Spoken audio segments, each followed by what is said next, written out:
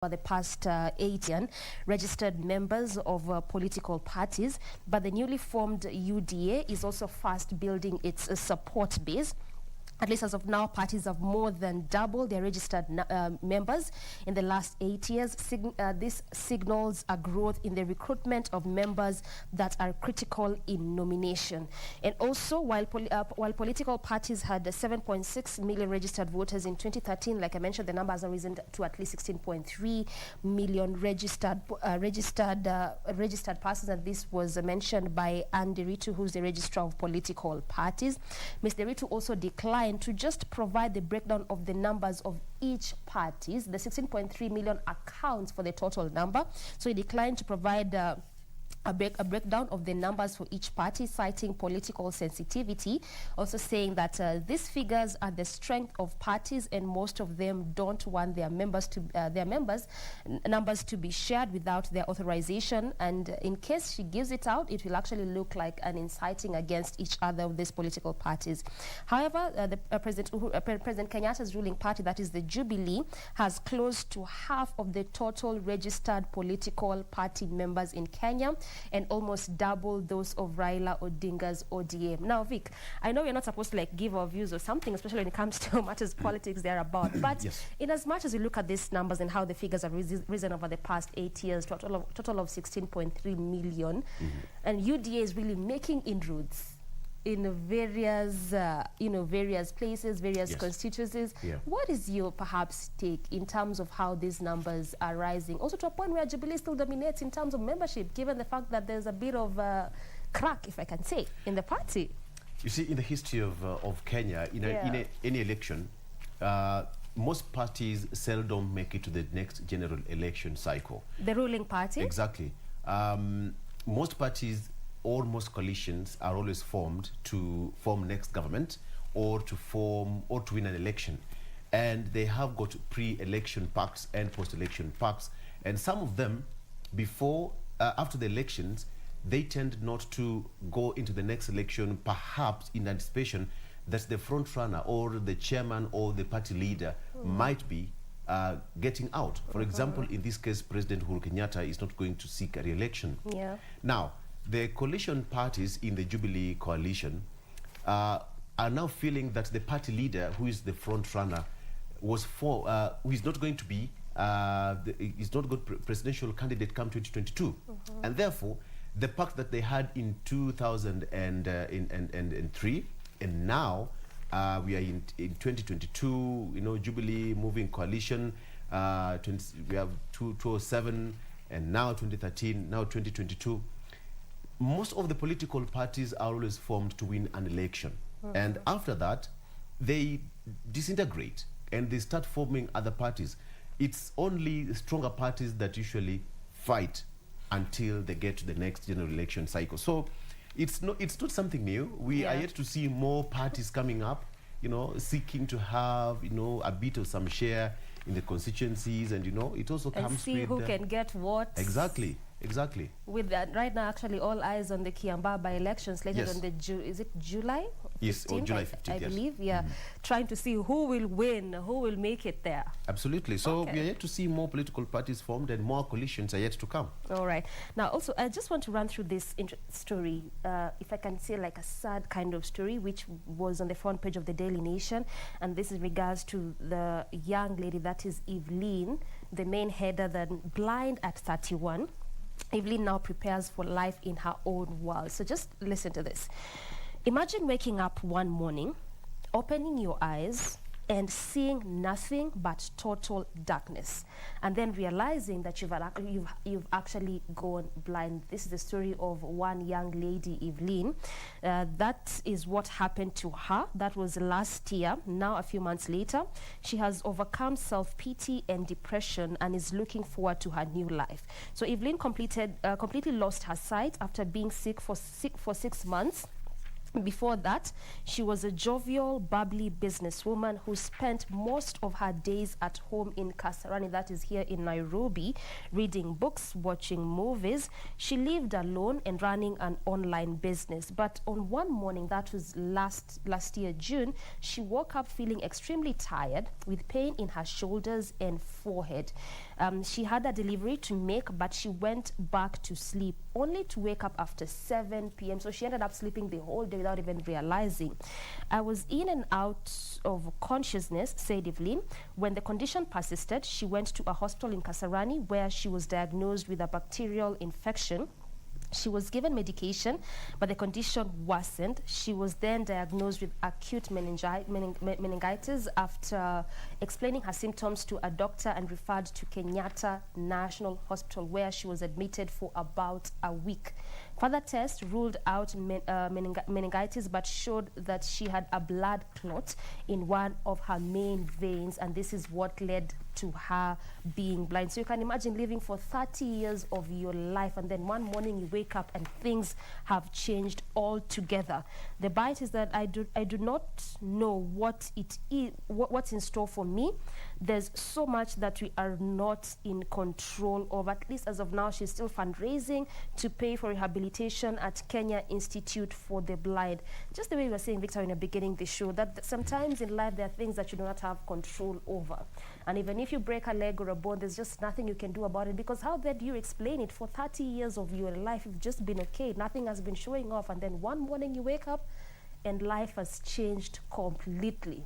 Totally, and there's nothing you can do about it. This is the story of one young lady, Evelyn. Yeah, that's what they say, and they ask, what is life? What is life? What is life? All right. So, still continuing with our... there's a story here. Take suspected witches to church. MP Mwambire tells Kilifi residents. All right. In the coastal regions, there have been a lot of attacks on elderly people in that particular area. And the Ganze MP, excuse me, Teddy Mwambire has welcomed a proposal by Kilifi Governor Amason Kingi to take the elderly seeking asylum at the Kaya Godoma Rescue Centers, the new SK Church in Jija. Now they say that most of these elderly people are usually attacked, killed, after being accused of witchcraft. But it came out that some of these elderly people were being killed by their kin, either by their sons, just for them to secure their land.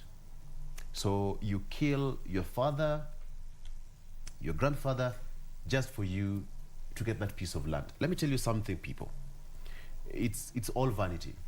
It's all vanity. It's all vanity. It doesn't help. You can have 20 million acres of land, but at one point, it's just a very small space that you will occupy, if you know what I'm talking about. So it's all vanity. It's all vanity. You don't have to kill someone to own, 20,000 acres of land. What for? Yeah, and I wonder, where did the place of working hard go to? That you really just imagine you can, what someone worked for. I mean, even if it's your parents, what someone worked for, like when they're giving it should be out of relation. You understand? They have decided that you've been a good daughter, you've been a good child, a good son, so let me give it to you. But just wanting to take it by fire, by force? It doesn't help, because let's take it this way. Your father is perhaps 89 or 92 for that reason. You can imagine how long that old man worked just to acquire that piece of land, and you are 3 or 4 sons, and the mzee just decided to do his due diligence to give each and every son a portion. So you wake up in the morning and say, mzee, you don't deserve this, so I'm going to make sure that you're dead before I run away with this one. Let me tell you, you'll not go away with it. The mzee will be dead, yes, but you'll also go behind bars. So you have nothing to gain. You have nothing to gain. That's why it's called all vanity. Work hard, get yours rightfully, and enjoy. I mean, it's as simple as such. Mzee worked hard for whatever he's owning. So if you're lucky enough to get a piece of it, thank your lucky stars. Thank your lucky stars. All right. So we to take a break, right? Yes. time for that first break, but when we return, more of what is happening inside the different dailies that we have. So stay with us.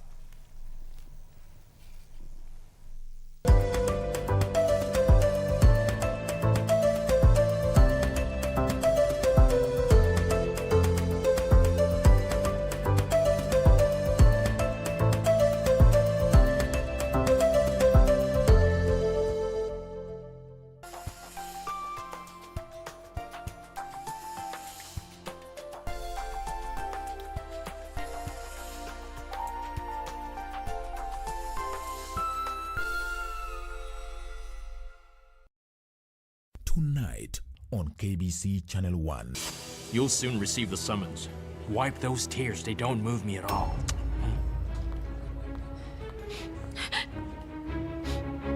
This boy is under my protection. Understand? So I don't want you to be messing with him, huh? Let me go! Get out! What about my mother? I saw her at the airport, and I said someone was following her and taking pictures of her all the time. Do you know who he is? No, I don't. What should I do then? I don't know what Mr. Ulysses would do if he found out I helped Mariana and Ivan. But how do you intend to do that? I think I already know who can help me. Who? Cesar. Tonight on KBC Channel 1. Wazee wa majanga. Hawa wanaishi kwa vituko. Mambo yao ya kubwaga majanga kila leo. Ule mkataba ndio huu. 07 184 1000 Hizi namba zote hizi ni za nini? Probox. Hii sio karatasi ya mkataba. Game is over. Wazungu sema it's okay. Next on. Mimi kwanza nina kizunguzungu, niweke tu chai kwanza. Kizunguzungu ishindwe hapa, tuzi kizunguzungu. Ngoja kidogo mwanaume. Kaa hapo. Ngoja nikusavu hata kama ndazi ngapi? Lete zote. Ati zote. Leteni pesa kwanza. Mtoe pesa kwanza. Unaona sisi na kina nani? Mtuulize hiyo swali. Chini hapo. Unataka tu tunarudi hapa kwa mara ngapi? Leo ndio nilikuwa na jaribu yani. Unajaribu nini? Ongea haraka. Hebu ongea haraka. Nilikuwa na jaribu leo ya mwisho. Kaa chini. Ni mara ngapi tutakuwa tunakuja tunakuambia ufunge biashara yako hapa? Kaa chini. Kaa chini madam. Huo ni ungwana.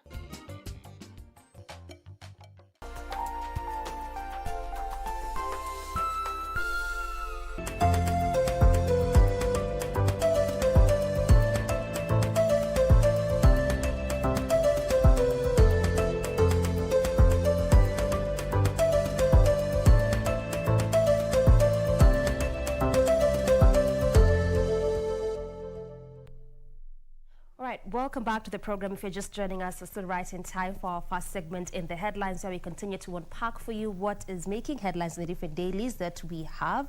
Still having a copy of the Daily Nation, and now let's talk matters COVID-19. We definitely know how it has affected different countries across the globe, coming down to Kenya with the various variants, especially in Kisumu County, that has attracted just different restrictions in that particular county. But at least as of now, the pandemic was now get a boost, and this is of 130 billion boost. This is actually throughout the entire African continent, where it's said to receive 130 billion to boost its COVID-19 vaccination capacity.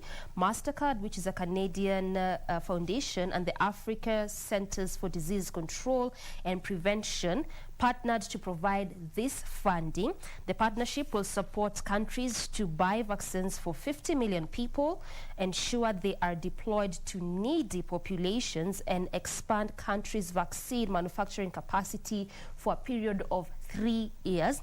Announcing the deal yesterday, the two organizations said the move will ensure the AU's target of vaccinating 60% of the continent's population by the end of 2022 is actually achieved. So that this is what these two entities are doing, at least to make sure that everyone can get vaccinated if at all that is possible. Away from matters COVID-19, how about we come to education? And this is also based on what the CS said yesterday while addressing the press in regards to paying of school fees by parents. And he has now directed principals to send home all students with fee balances until all the money is paid. But then how will principals know the financial status of parents they don't even interact with? This is impossible.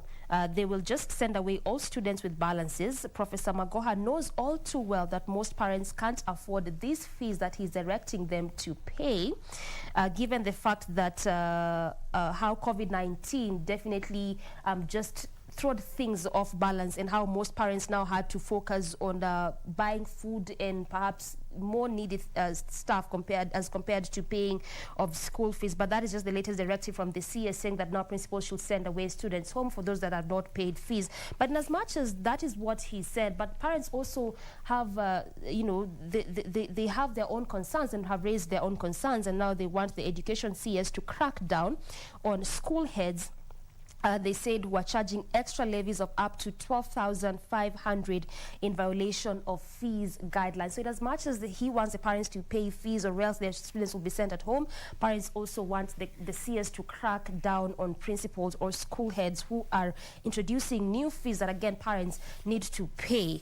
Victor, this is, I think, something that we've really witnessed across, just in the education sector. You would hear parents saying that, my kid, this was the fees, but when the school term comes to an end, there's just something extra that they need to pay for. And now, given how COVID-19 has really thrown things off balance, right now parents just have to, most of them rather are focusing on what can I eat, what can my children eat, and then there's this introduction of a new levy. But then again, also fees have to be paid because schools have to run. Absolutely, there's no way about it. And you see yesterday, just the other day, CS Magoha said that parents must now pay third-term school fees. Yeah. The government was a bit lenient, and the government had to be lenient either way because of the ravages of the pandemic. But then now, the systems must run. Exactly. And he said that some of the parents were now taking advantage of the situation not to pay school fees. I do see, much as, the government is understanding that things are tough, school operations must also run, and students must be in school. But then now, some have also been complaining that some schools have been adding extra levies, the way you put it. Yeah. I don't know how this works. A month or so ago, there's a parent who told me that their students or their kids are always demanded to carry a bucket or a basin every single time they go back to school, every time. And in some places even told to, in addition to that, to also carry water. Carry water, okay? This is a boarding school, name withheld, that they, almost over 1,000 students, and each and every one of them must carry a bucket or a basin when they're going back to school. And they don't see where these things go to. So they wonder, za kufanya nini? That's a question watakuwa wanajiuliza. So wanaenda kuosha wapi exactly? We don't know. But anyway, that's how schools operate, and things has to be done anyway. Things must run. All right. So let's also flip pages and take a look at what's making the headlines on the Standard newspaper with me here.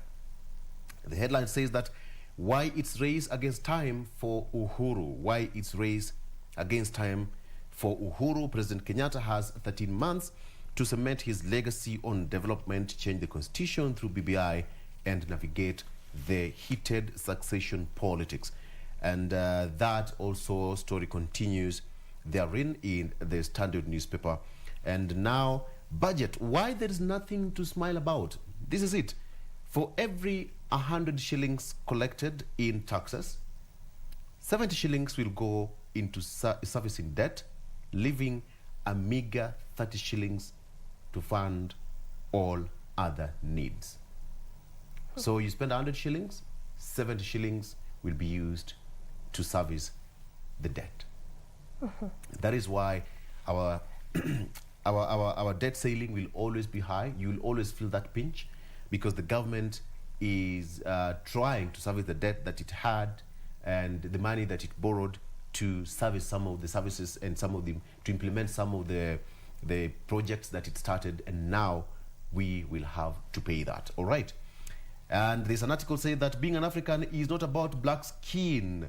Wakenya Clewis, a US-based Kenyan singer and social influencer, has friends and strangers intrigued by the controversial lifestyle. He says that for you to be an African, you don't have to have a black skin. You can be an African even in the mind. Okay, there is this article here that Magoha, that is CS for Education, seeks to make PE compulsory. It was high time, Doreen. It was high time. But PE was compulsory. Way back then it was. Yeah, yeah. I mean, they say, what is that? They say, too much work with no play makes who? Sorry. Makes Yes. everyone a dull person. Not It's Victor. important. But it's important to have that play. You can imagine in a class, yeah? This is you got there in the morning, you've had double maths lessons. Yes. In high school, after that, kuna pia chemistry. And then biology. And then there's no PE. Then there is no How PE. now? I mean, There has physical to be education and sports policy for basic education to be launched today by the CS. Akisema amesema. By today. And by the CS for Education, who seeks to make the subject compulsory and taught like other regular disciplines. You know what? You remember there's called a beanbag? And there is this, how do you call it? The hula hoop or what? Yeah, hula hoop. Exactly. Rounds. Exactly. And we used to have, you know, the relay that boys would run from this side to the other side. Exactly. And teachers would actually monitor how students were performing. And there were even competitions for that. Exactly. And people awarded just to show you how you see the way you can be in class. You performed so well in maths or whatever subject, then you are actually awarded.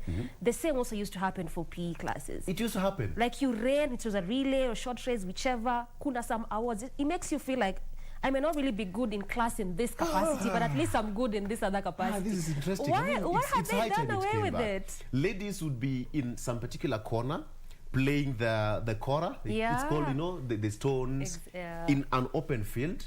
Some were jumping the bladder, if you know, or, you know, the rope for 1 hour in the field.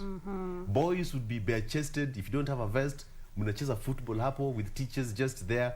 It was amazing. And actually, I remember even when I was in school, in high school, anytime ilikuwa nafika ni time ya PE lesson. You feel excited. And you feel like, you know, there were those who felt like, I mean, nataka tu bado kuendelea kusoma. Imagine teachers will come and get you out. They will tell you, this is PE time. Go outside. Nasikia kengele nalia, PE imeisha, back to class. You feel like, why? It will be good. You go back to the class, you're sweating, you are energized and all that. So I think it's a good venture. Your it's mind a good is also active as at that fresh. point. Exactly.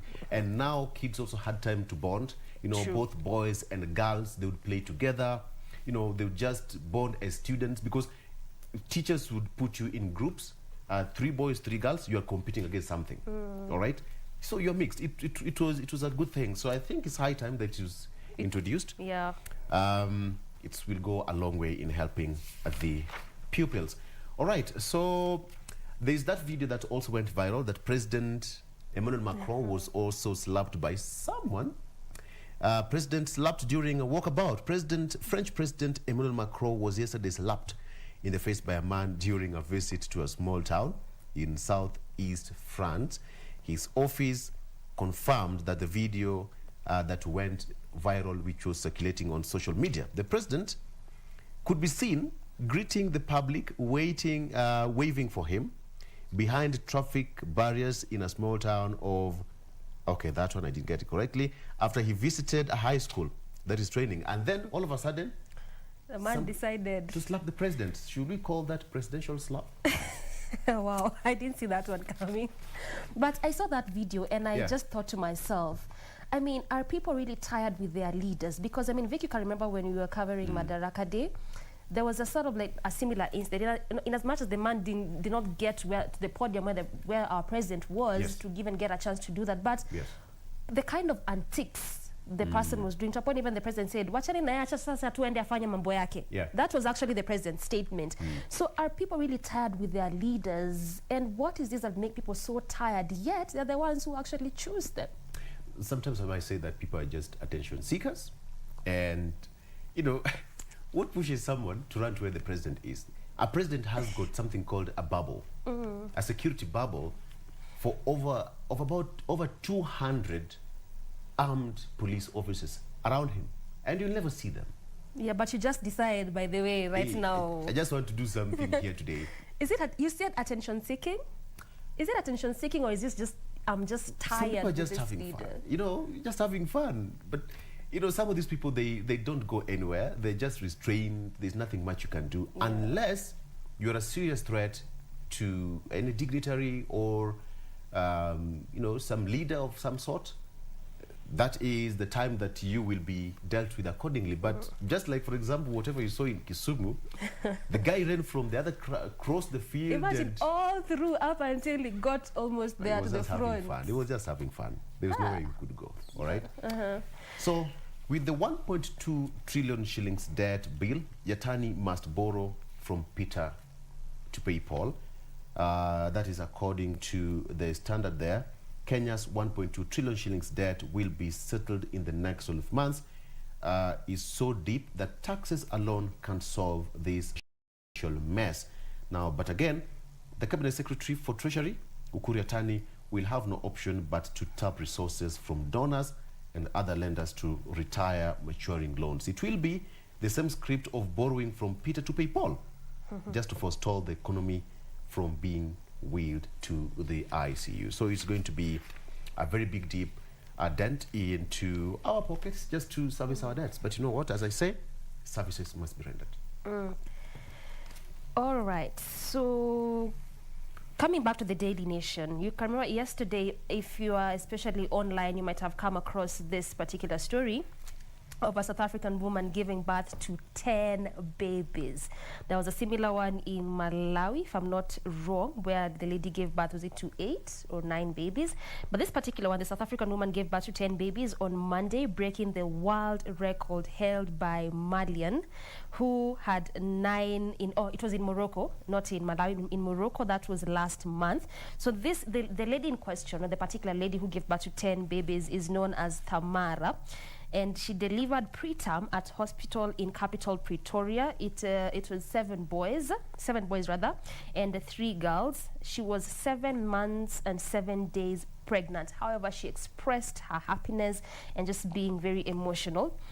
The lady 37, however, also admitted that she was initially doubtful when doctors told her she was carrying octuplets, where the health workers thought it was 8, just saying that I was convinced that if it was more than 1, it would be twins or triplets. Even when I saw the scans, I still could not believe it, she continues to say, but as time went by, I realized it was true. I battled to sleep at night, she said. In as much as she's unemployed, but she just continues to express her gratitude, saying that she feels like one of God's chosen children. To give birth to 10 children, so to give birth to 10 children. That's what we call tenfold. She was blessed tenfold. Tenfold. All right. To mothers, we salute you. Carrying 10 babies to full term is not a joke. We salute you, and of course, we wish the mother and the 10 babies all the best. All right. That brings us to the end of In the Headlines, and of course, in the next hour, we are going to be joined by Dr. Peter Kamunyu, who is the CEO of NHIF. We have got a candid discussion, matters NHIF and matters universal health coverage. You don't want to miss that. That is coming up in a bit. We are taking a break. We'll be right back.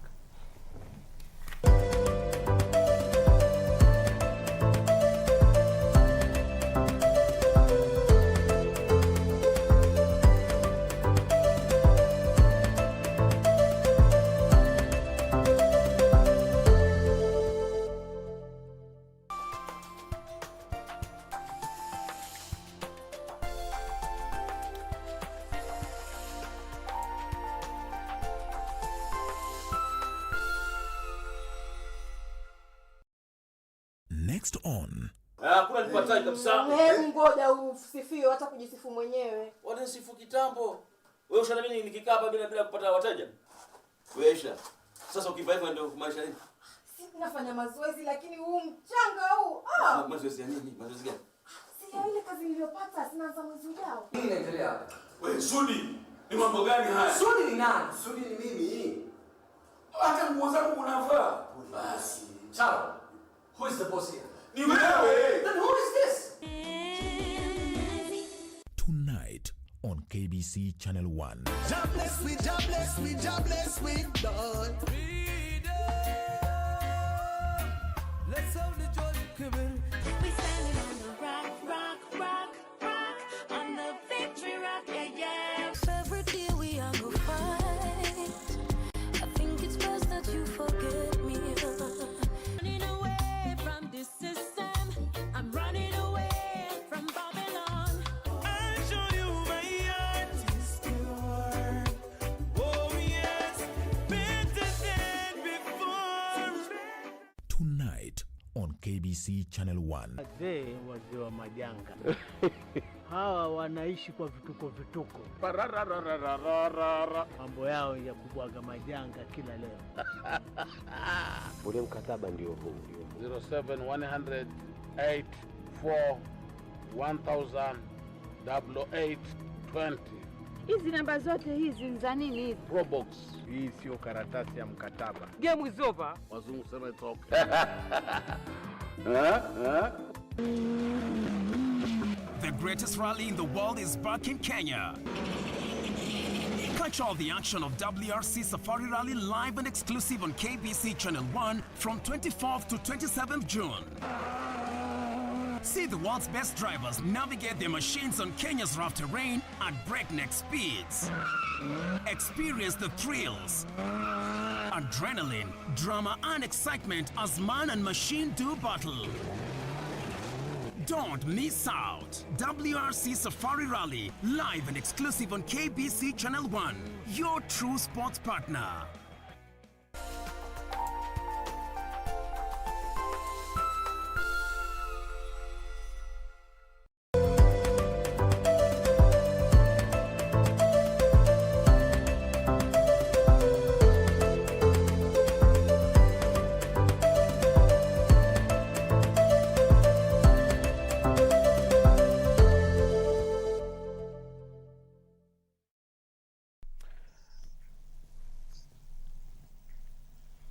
And welcome back. You're right in time for The Viewpoint. My name is Victor Lowe, and as I promised, we have got a very interesting debate right now, okay? It's something that affects you as a taxpayer, as a Kenyan, and of course, you don't have to miss this. With me, I have got Dr. Peter Kamunyo, who is the CEO of NHIF, and is going to teach us today. It's not going to be the usual kind of interview that you're used to. All of you, including me, we are going to be in a class. This is going to be affecting you as a taxpayer, and of course, as a contributor to the NHIF, you have to get to know what it takes to be this kind of a scheme. And of course, Daktari, good morning, and first of all, good to see you. Good morning, Victor, and thanks for having me on the show this morning. Absolutely. Daktari, let me just start by just asking you this question. You have been just several months into this particular office. How is it so far, transitioning from where you are to the helm of this huge entity in the country? Thanks, Victor. It has been actually an amazing experience so far. And I can tell you from where I came from, because before joining NHIF, I'd had about 21 years in private insurance. Joining NHIF, what impressed me the most is the scale of operations, the impact that it has on so many lives of Kenyans over the so many years that has been in existence. So the experience has been amazing. There are many staff that have had to join and together continue this journey that we have been on, that NHIF has been on for the last 55 years. So the scale has been the most impressive thing, and the impact that we're having on the people of Kenya. Absolutely. Dr. The first question I should just ask you, why is it important for you and I to have NHIF? Simple. Fantastic question. First of all, NHIF, what does it stand for? It's National Hospital Insurance Fund. And the hospital part in it is historical. Like I mentioned earlier, NHIF is 55 years old this year. And when NHIF was formed as a department under the Ministry of Health way back in 1966, it was initially to provide access to the civil servants, right? So that they can be, their healthcare can be taken care of. But 6 years later, it was realized that this needs to be expanded to the entire country. And in 1972, NHIF introduced voluntary contributors for the whole country. And way back then, Victor, it used to be on a rebate form, whereby you go to hospital, the hospital is paid a fixed amount. Right. And this amount, way back then, used to be enough to cater for the entire hospitalization.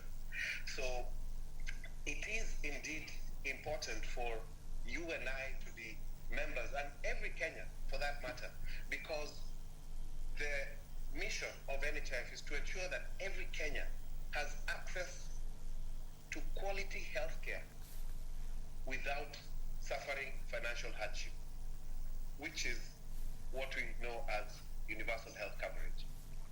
Right. So talk about the universal health coverage. What is the progress to this far? Yes, universal health coverage, and you've noticed that many people interchange many terms. People say universal health coverage. Yes. But let me define for you what universal health coverage is. Yes. Universal health coverage simply means that everyone has access to the care that they need without suffering financial hardship or without struggling to pay. So there are a few things here. One is that everyone has access to the care that they need. And number two, without suffering financial hardship. So that means that there are levels of payment. That payment is involved. It doesn't mean that universal health coverage is free. It means that everybody has access. So Victor, if you are able or in a system that you can be able to pay more, then you'd pay more. And those who are not able to pay a lot, they pay whatever they can and get that access. And then those who cannot pay are supported. So that is what universal health coverage. Right. And how is it now, the NHIF and universal health coverage connected? Where is their joining point? Right. So universal health coverage, first of all, it's not an event. It's Right. not something that we say that today we are switching on UHC. Universal health coverage is a journey. And the government has been on this journey. And you'll see all the manifestos. And now with the Big Four agenda of His Excellency, the President, that every Kenyan has access to that care. It has been a journey that has been going on. And all efforts have been going on continuously to ensure that every Kenyan has this access. And if you recall, in 2018, we even had a pilot, which it was a different model, which was what we call input financing, where a few counties were selected and the healthcare providers in those counties Yes. were provided with commodities and supported so that now everyone could just walk in and get treatment for free.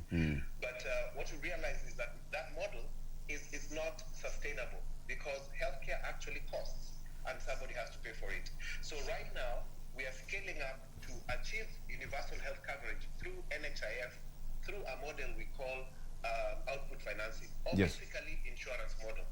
So every household would be able to pay the small premium that we have, which is about 6,000 shillings or 17 shillings a day, if you want to look at it that way, and get access to care through NHIF.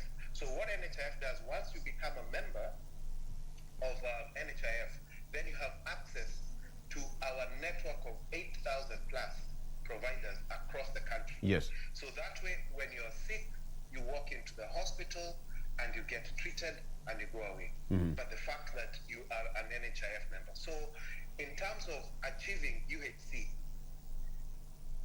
NHIF is the vehicle. Yes.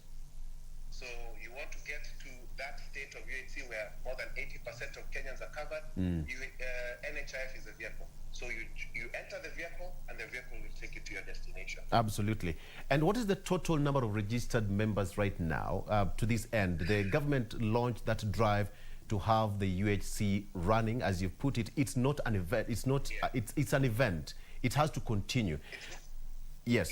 So it's a journey. So what's the total number of registered members as at now, Daktari? Well, that's a good question. In terms of in our database as NHIF, as at end of last month, we had about 10.46 million households registered.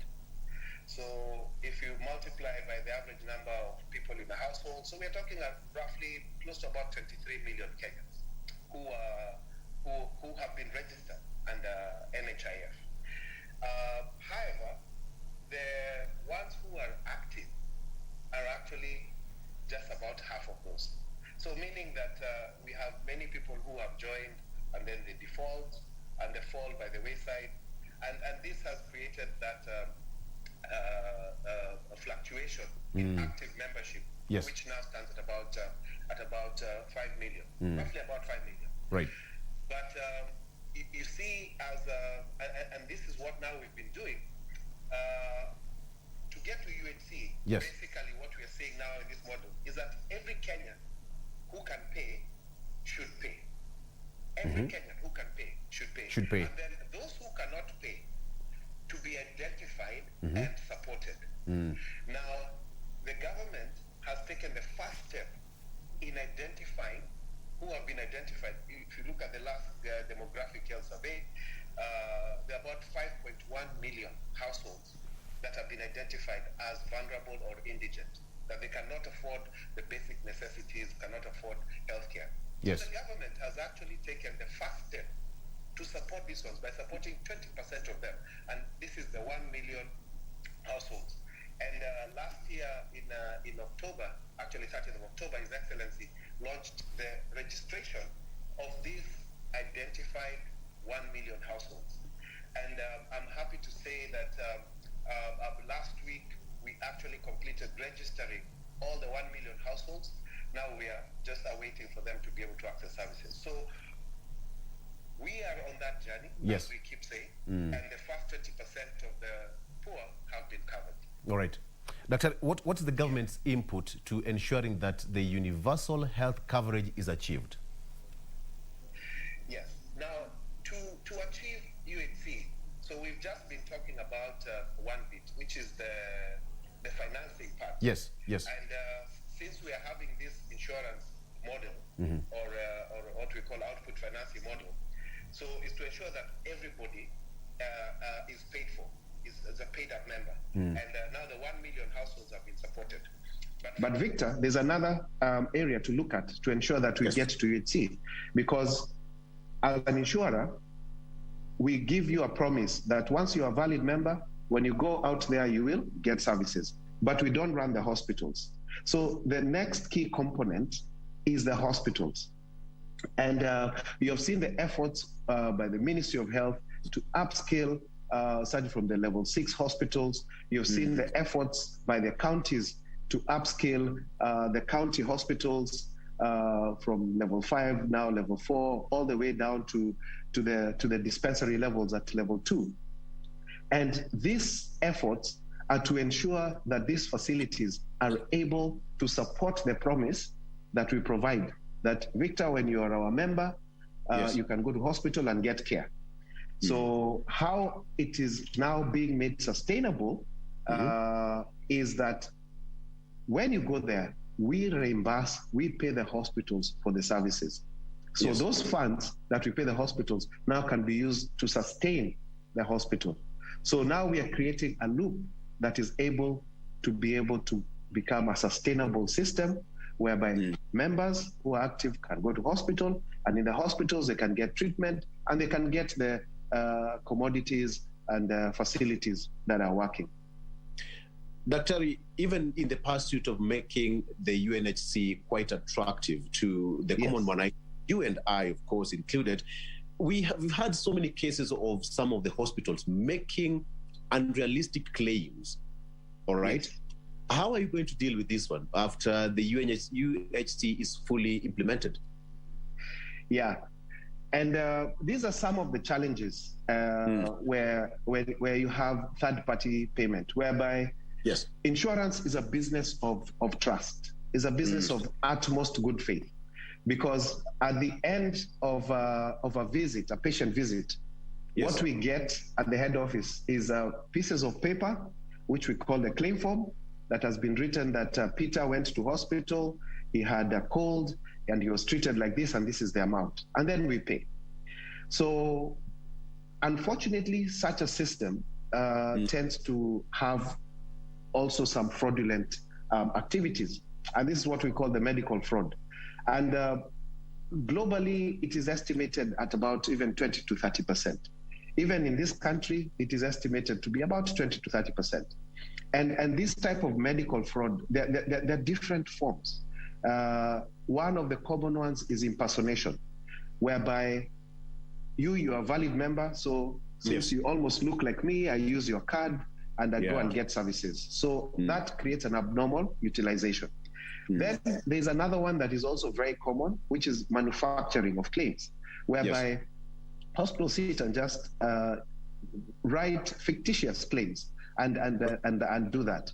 Then there are others that are a bit more sophisticated, whereby we call them things like app coding, where you go in for a simple sprain, but it is reported as a major surgery, etc. So all these forms of medical fraud cost us a lot, and being estimated at about 20 to 30%. That's a huge amount of money if you look at how much we pay out every month or every year. So in terms of mitigation, and this was part of the HEFREP reforms that are ongoing, that I've also been spearheading since I got in, is a various raft of measures. And the first one to, for example, cure the impersonation is we have introduced the biometric registration. I'm sure you've been seeing our campaigns around, going around the counties and registering all our members biometrically. So the access will be your fingers. Your fingerprint is going to be your access. So that at least will reduce the amount of fraud in terms of impersonation. Then the other thing that we are doing currently is an e-claim, whereby as opposed to those hard copy claims that come that people can write compositions, it is keyed into the system, and in real time it is delivered to us, and we're able to process. Now, what do these some of these changes do? One, they increase efficiency. It makes sure that when you go to hospital, you don't have to know somebody who knows somebody to get services. Your finger will be able to give you the opening, the access. And then also for the hospitals, because of the e-claim, the claims are able to be processed also much faster. But also it reduces the incidence of fraud, because now we can detect the fraud quicker and faster. So all these systems are geared to make sure that the Kenyan, as we are scaling up to UHC, gets access easily, and we don't have wastage of funds, so that we can use those funds to improve the benefits that we offer. Absolutely. And I would imagine that in the fight to mitigate cases of fraud, I would imagine that you would be spending lots of money and, of course, expertise to invest on ICT. Yes. Right. Indeed. In fact, right now we are on what we are calling a 5-year ICT transformation progress, and we are poised to digitize. And this was one of the recommendations, because the scale that we have, Victor, we handle between 100 to 200,000 inpatients per month, close to even per month, close to about 1 million outpatients per month. That's a huge number. That's a huge number. This is a huge number. So to be able to do this efficiently, digitization is a must. And we are on it as we speak. In fact, even this week, the team is down here at the coast doing the biometric registration and e-claim installation in the facilities here. We've already finished doing the e-claim installation in Western Region. That was over 9 counties. Last week, we were proceeding with Nairobi and also Central in Nyeri. So we are really going around to ensure that digitization is completed as soon as possible to enhance the experience of our members as we scale up for universal health coverage. And to this end, how many counties have you covered so far in during the process?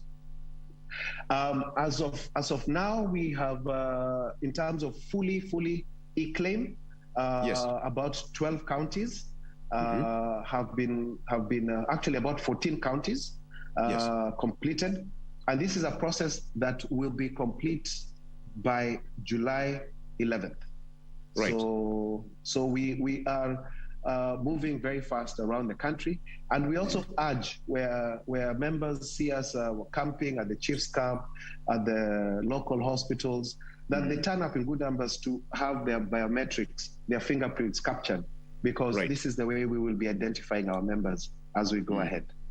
Yes. Doctor, could you please just paint for me a picture how the universal healthcare would actually look like once it is fully operational, up and running? Just paint for me that picture to the local mwananchi, how it would look like once you're done with it and you say, I am done, I have achieved it. Okay. In fact, I will paint that picture in reverse, Victor. Please do. Nowadays, we know that when you receive that call, Uncle so-and-so, Sister so-and-so, and most of the messages that we get is, to Saidie, Nani has gone to hospital, we don't have money to pay for the bill, or we need to raise money for this surgery, or we don't have money for dialysis, now we have to sell the cow, we have to sell the shamba.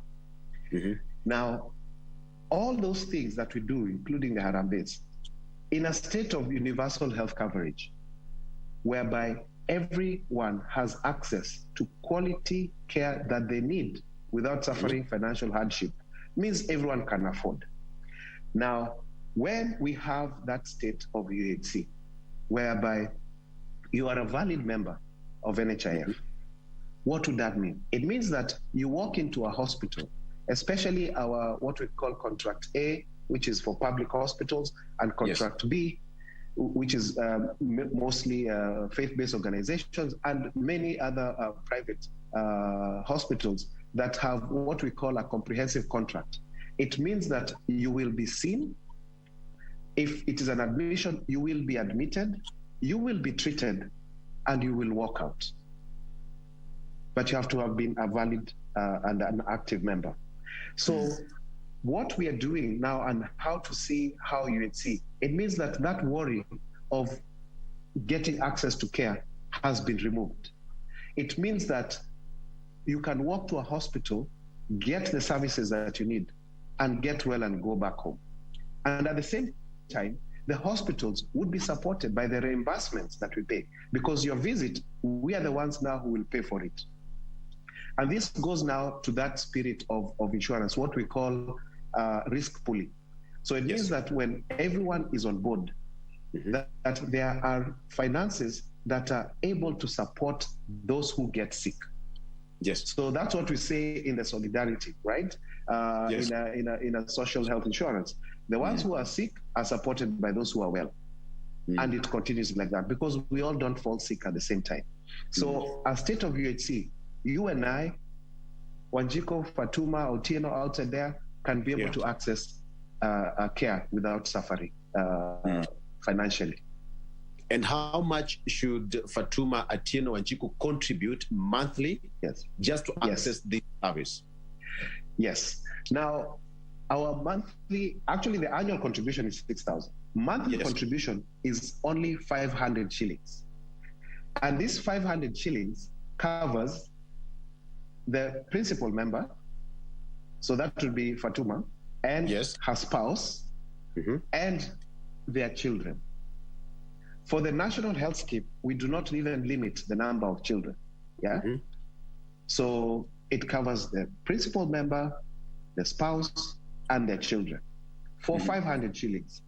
So if you take an average family size of what 5 people, it's like 100 shillings per person per month. You see what I mean? Yes. So it is very, very affordable. And for this, what do you get? You get outpatient care, which is something that we introduced from 2015. And you get inpatient care. Yeah. And we've also been doing the rebates, everything and all that. But in addition to that, there are many other packages that we've introduced. For example, dialysis. And during His Excellency, the President's speech on Madaraka Day, I'm sure you had him also painting that picture of a few years ago, somebody with kidney failure was literally doomed because it is expensive to manage. But right now, the hospitals, they have dialysis machines. So that means they're there. But then the other problem was, how do you afford? Because it costs about 6,000 shillings to 9,000 shillings for a dialysis session. And Victor, you need 2 to 3 per week. So here we are talking about 18,000 shillings per week. How many Kenyans can afford that? Yeah. Very, very few. But through NHIF, that is covered. And that's what His Excellency was also saying, that through NHIF, that person is able to get cover and his life is sustained. His quality of life is maintained. Other packages like oncology, we cover for cancer treatment, both from the diagnosis, chemotherapy, radiotherapy. And when you combine all this, you find that for that 500 shillings a month, that is a benefit that if you did not have the cover, would cost you anywhere between 1 million to 1.5 million. Yes. Other covers like surgery, we cover both minor, major surgery, and even up to specialized treatment, up to 450, 500,000 shillings. So, and then other covers that I can mention, even rehabilitation. We know the challenges that we're having in our community right now, in terms of drug abuse, mental illness. That is also covered as a package. Radiology,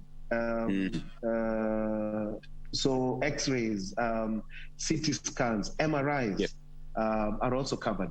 So for this very affordable amount, and I like looking at it as not even 500 shillings a month, I like looking at it as 17 shillings per family per day.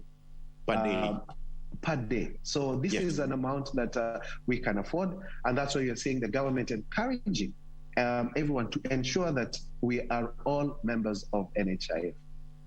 Daktari, this sounds like a very good deal that many people are not aware of out there. Yes. Yes. Now, in terms of our transformation of the organization, we are increasing our communication, and we know communication is increasingly also becoming sophisticated, and that's why I'm also very happy for you, Victor, to have me on your show today. This is part of the efforts that we are also making to ensure that Kenyans know about this, and we have also our network of offices and service points. We have about 156 service points across the whole country.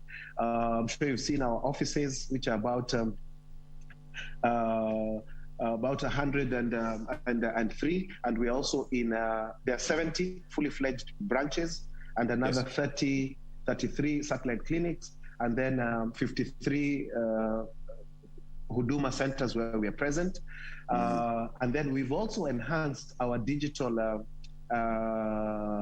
space and making it easy for our members. And I hope, Victor, you download our app, which is my NHIF app. We also have a USSD, which is *155#, which is easy for you to make payments, easy for you to choose your facility for outpatient. Yes. And it's also with your number registered, you get notification when you go to hospital. So this is also another way that we are curbing the fraud and people using other people's cards. So if somebody uses your card, you get a notification. So we are increasing the awareness, Yes.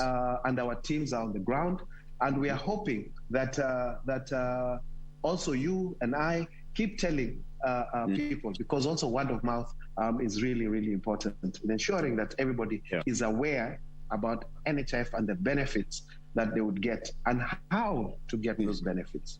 Absolutely. And to that end, I think civic education is equally important, as you put it, so that that person out there can get the correct information. But even that is happening. Do you really think the government should now have it mandatory then?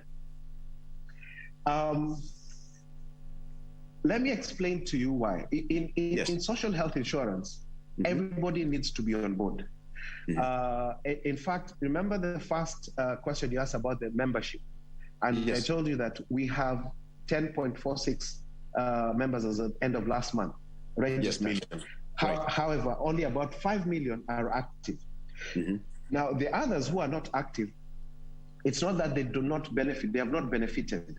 So this becomes a challenge that would hinder the sustainability of the fund, whereby we have people who come in, let's say I know I need a surgery, so I pay, I join.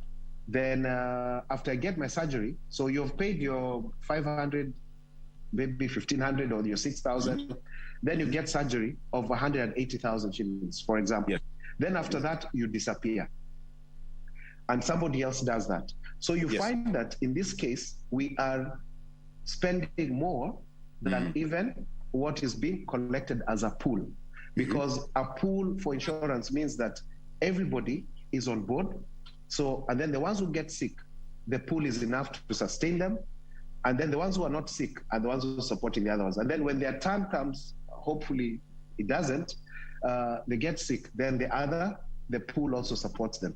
So when we have this scenario whereby people only pay when they have a need, it is what we call in insurance adverse selection. And this drives the loss ratio and makes the fund not sustainable. So as a social insurer, whereby it is in the constitution actually that the desire of the big four and to get to everyone having the access, then we must take that position whereby everybody who can pay should pay, right? And then those who cannot pay to be identified and supported, so that now every Kenyan is on board. And once we have that, is covered, exactly. And once we have that, then the scheme will also be able to be sustained. I'm sure you remember even in 2018, where they were saying, is the scheme going to be sustainable? And we said, yes, it will be if people pay up. So if we don't get adverse selection, if we have everybody on board, if we identify those who are in need and support them, then we'll be able to carry on. So it is indeed important for every Kenyan to be a member of the National Hospital Insurance Fund. Absolutely. And Dr. you talked about something quite fundamental here, that in this kind of scheme, people who are not able to pay should be supported. What do you mean by that? What I mean by that is that, like now with the 5.1 million households that have been identified as indigent, in the first phase of UHC scale-up, the government has committed to paying for 1 million households. So, and then if you also see the counties are also using their funds to support those who are unable to support themselves in their counties. And I can give you a few examples. One like Kisumu County, they've introduced the Marwa cover, which is under through NHIF, and they've right now they've already covered 45,000 indigents, and they want to scale it up to 90,000. A county like Lamu has been paying for 20,000 indigents consistently. There are several members of parliament who are using their CDF to support indigents in their own counties. So when you add up these efforts, I see the position whereby all the 5.1 million households that are indigent will be supported. And these have also been identified in collaboration with the Ministry of Social Protection and through the Ministry of Health, the indigents, and using a tool to be able to identify them. And this will be an exercise that will continue year in, year out. And for that, the counties now took the leadership because they're the ones on the ground as well to provide those names. Then in addition to that, you see this one we've just been saying, Serikali Saidia, but also as people who can afford, we're also encouraging business people, corporates, to also support the indigents. We can adopt a family, you can adopt a village, you can adopt a slum, you can, all that. So even in terms of CSR, this would be one way, and it's an accountable and transparent method, because the individual that has been supported by the premium, and from there you have opened up for them to be able to access so many services that ideally they would not have been able to afford. Yes, but let me just ask you this question: what keeps you completely up at night, very much awake, anytime you think of universal healthcare? What keeps you to have sleepless nights? Very good question. For UHC, from where I sit, it's a circle. It's a circle. So number one, that the patient goes to the hospital and the system works. Yes. So they are able to open the system and get service. And then number two, that the services are actually available at the facilities, so that we don't say we are providing free nothing, if you know what I'm saying. So that if you go to a hospital, the drugs are there, the equipment is there, the doctors are there, the nurses are there to get the treatment. And then after that what we are paying is the right thing that we're paying. That keeps me awake, because in a social health insurer, what would hate the most is to waste money, to pay money fraudulently. So that if one thing is that keeps me awake is that we are paying the right thing, and we are paying it on time, and we're ensuring that our members have services when they need. Because remember, Victor, healthcare is a very emotive thing. And when you're getting into contact with our services, you're not in good shape. So you're in distress. So what keeps me awake is to ensure that we restore a smile on our members. Thank you.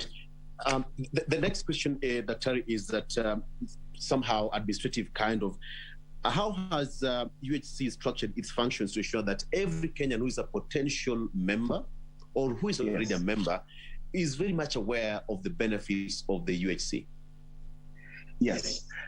We have been embarking on a communication speech, and even in the media in the last couple of weeks, we've been having quite a number of articles.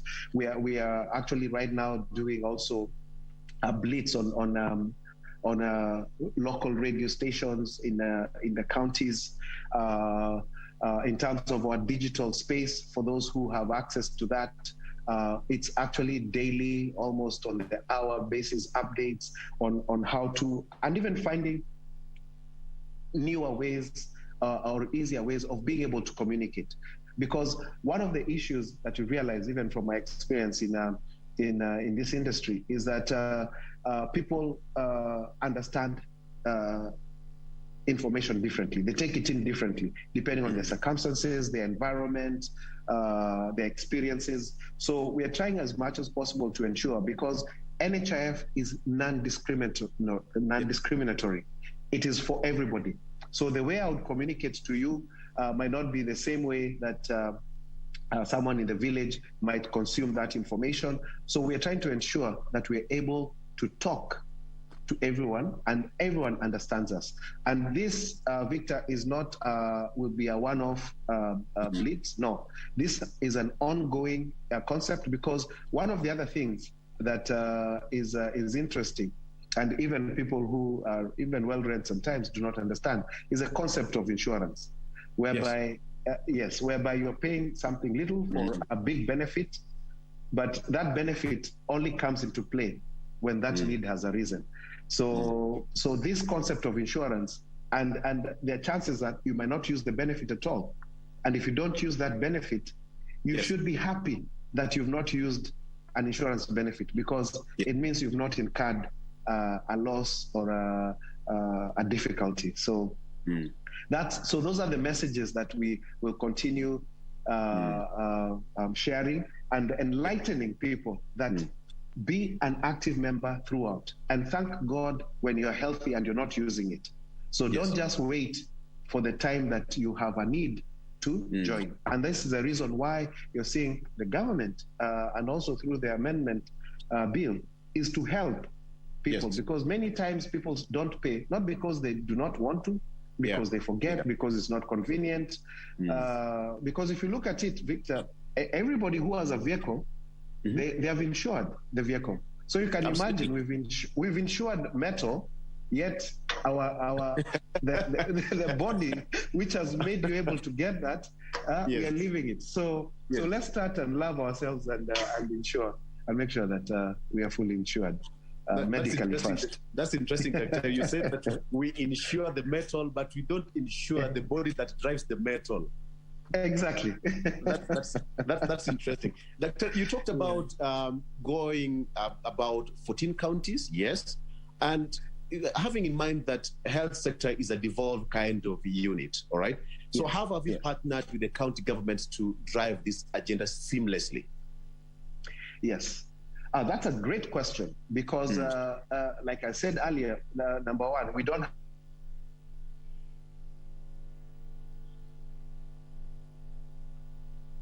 have providers. Rely on the hospitals that are for the counties and some private, etc. So in terms of partnering with the county governments, this is at the forefront. In fact, when we go around to install the e-claims, it's a government, county hospitals that we start with, then as we move around to the private hospitals, because all of them have to be on board. And the county leadership actually provides support, and we move along with them. So in as much as it's a devolved function, and they are in charge of that.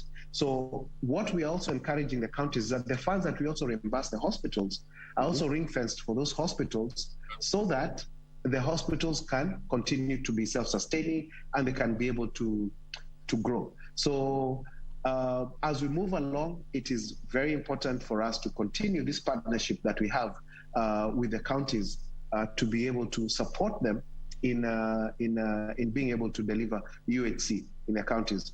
Even looking at a county like we're now in conversation with Kitui County, where they're looking at supporting about 100,000 indigents and many others across. So this is a partnership that is ongoing, and we have solid presence in each and every county to be able to support that. Oh, okay. Doctor, at this point, we'll have to take a break. But when we come back, we'll have to ask you about, the issue of scandal. How are people supposed to be so free and confident that their contribution and their money is safe under your watch? All right? You are the boss. It's a very short break. We have been talking to the CEO of NHIF, that is Dr. Peter Kamunyi. Back with him after this break. Stay around.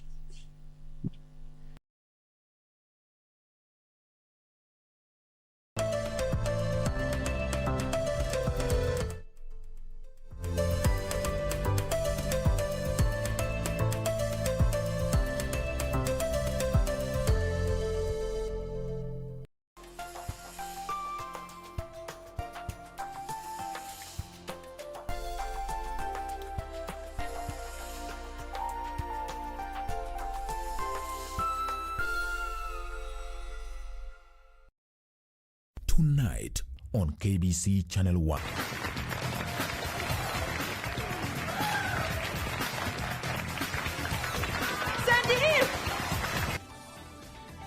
Milu, cancel all my cases immediately. I'm flying back to America tomorrow. But we'll lose a huge amount of money if we cancel them now. I don't give a damn! Just do it! He's been in a bad mood for the last few days, so I accepted it. But now, then, I can't even take my son back home? Huh? He's my son, remember? Why are you taking Taylor's side? You're not his wife yet. You have no say. Tonight on KBC Channel 1. You'll soon receive the summons. Wipe those tears. They don't move me at all.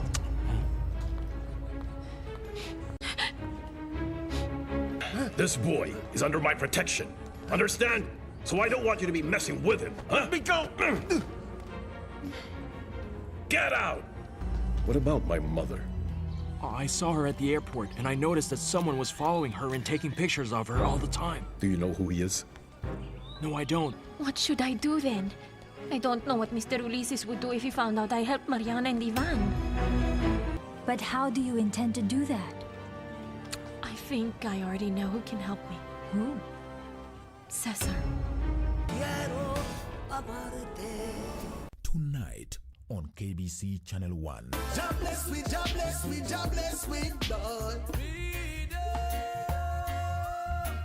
Let's have the joy coming. We standing on the rock, rock, rock, rock, on the victory rock, yeah, yeah. Every day we are go fight. I think it's best that you forget me. Running away from this system. I'm running away from Babylon. I'll show you my heart is pure. Oh yes, better than before. This weekend on KBC Channel 1. Is your mind thinking what my mind is thinking? Maybe this rush over school is finally closing. Will you wipe that smug of a smile out of your face? Is that something to be happy about? Now guys, I want us to write down the craziest, not the craziest, the most impossible day you'd want someone to do. My guys, kwani wapole, but this thing is very, very important. I got to go. Madam, what's the hurry for? You mean you don't want to fall in love? You know I'm the only way I can quench your thirst. I do not have any thirst. Thank you. Classmates, every Saturday on KBC.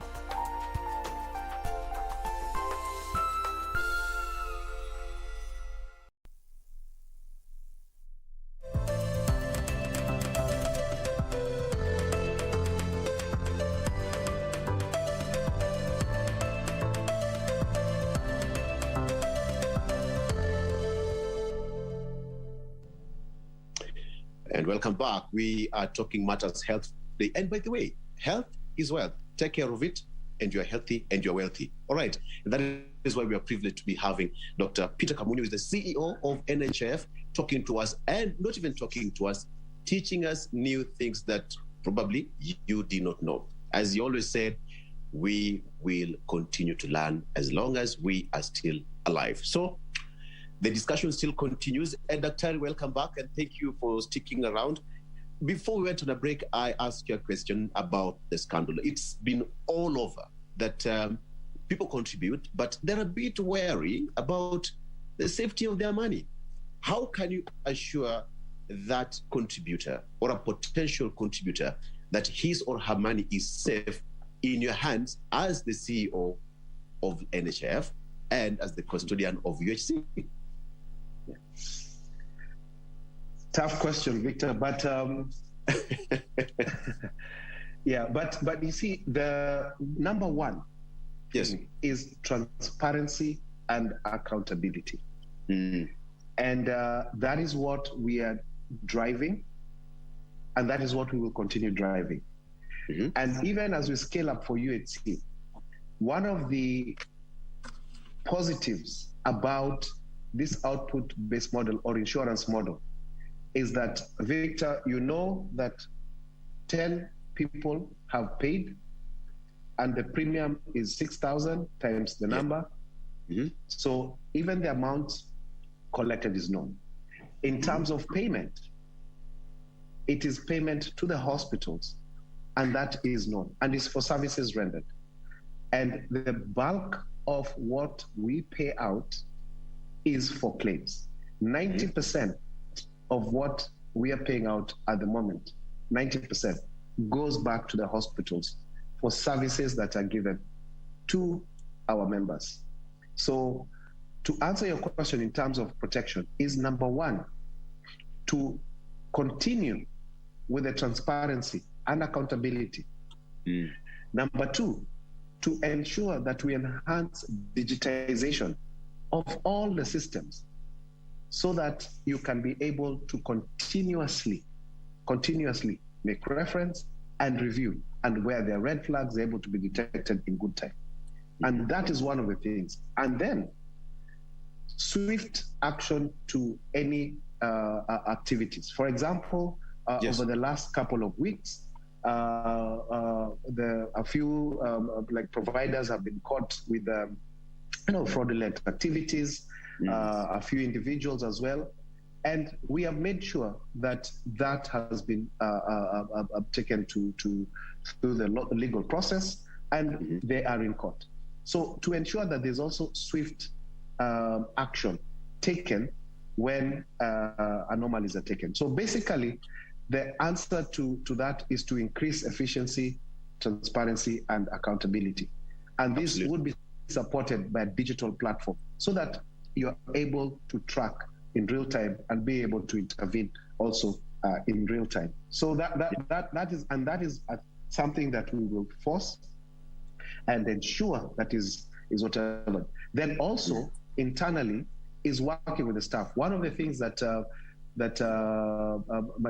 my 5 principles is number one is to listen, to listen to both internal and external customers, and also number 2 is the people both internally and externally, to be able to support them so that as we support Kenyans, we also internally are working as a family. And that is a key model that we're using to ensure that all the staff are also working well, to ensure all the staff are also accountable and delivering on their mandates. Okay, Doctor, you talked about health being an emotive issue, and of course, we also have as a nation Vision 2030 here up and running, and years are counting pretty fast.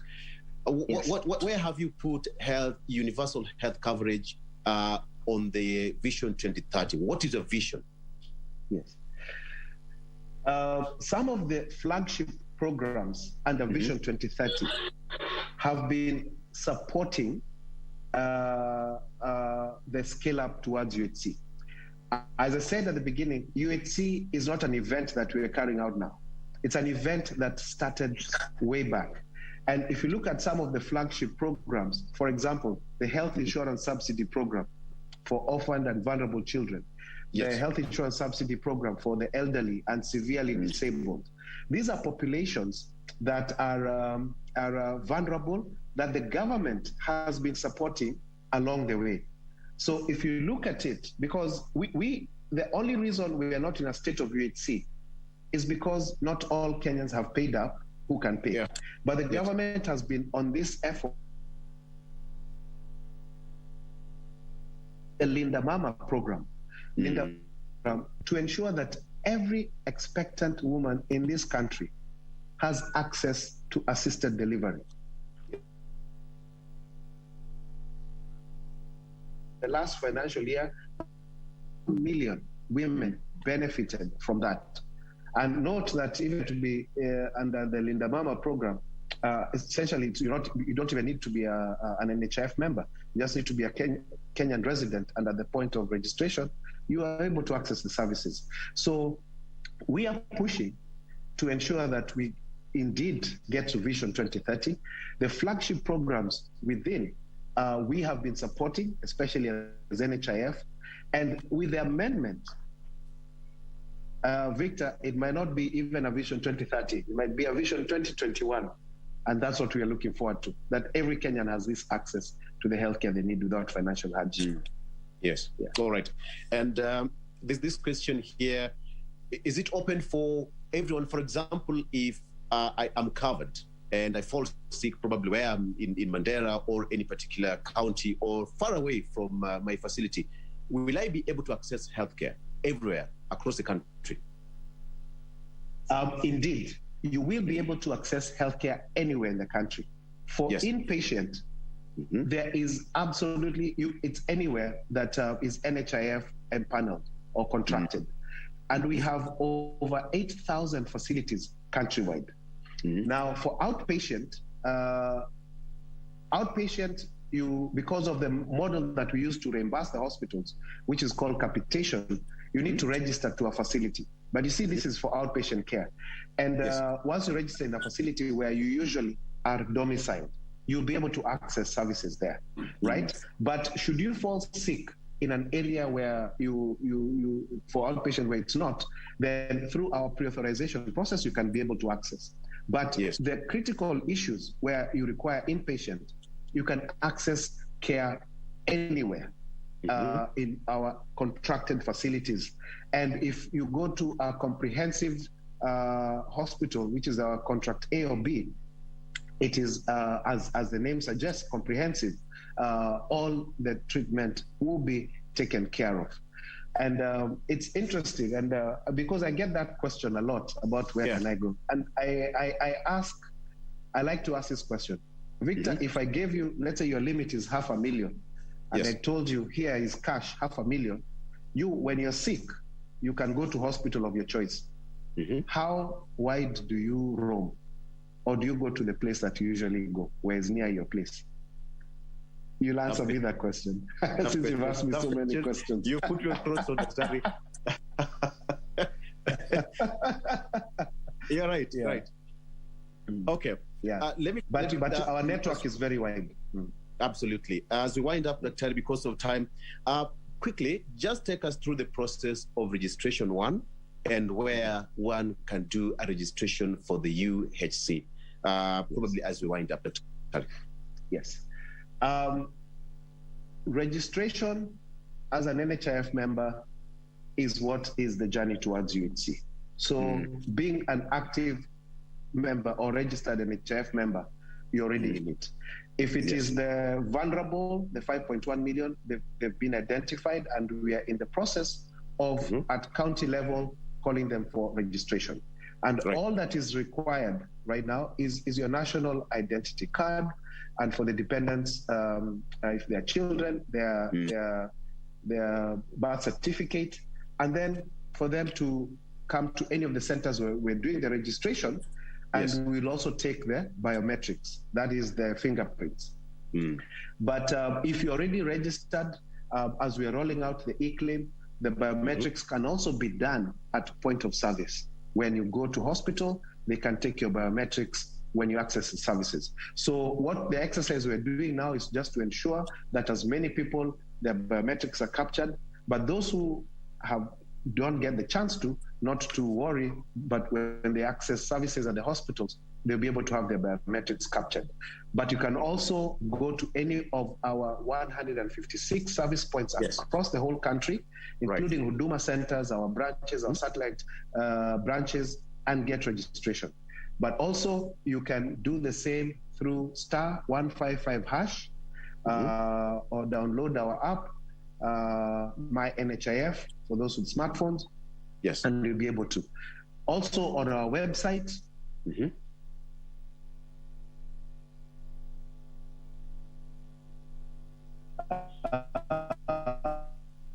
can access, you can call line, and our customer experience officers would be able to assist. So there are many ways we've seen and tried to ensure that every Kenyan can be able to register. Thank you.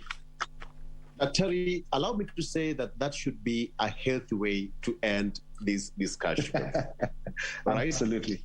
Thank you so much. That is Dr. Peter Kapunyo, who is the CEO of NHIF.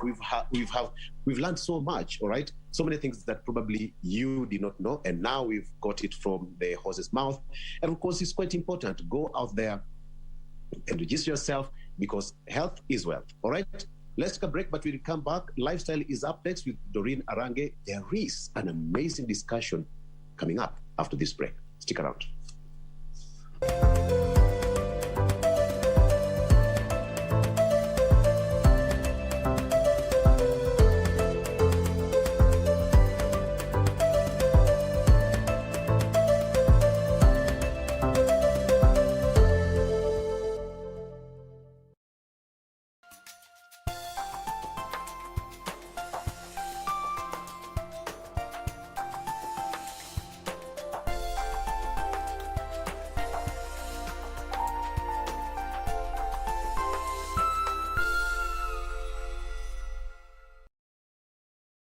Tonight on KBC Channel 1. Jobless we, jobless we, jobless we, Lord.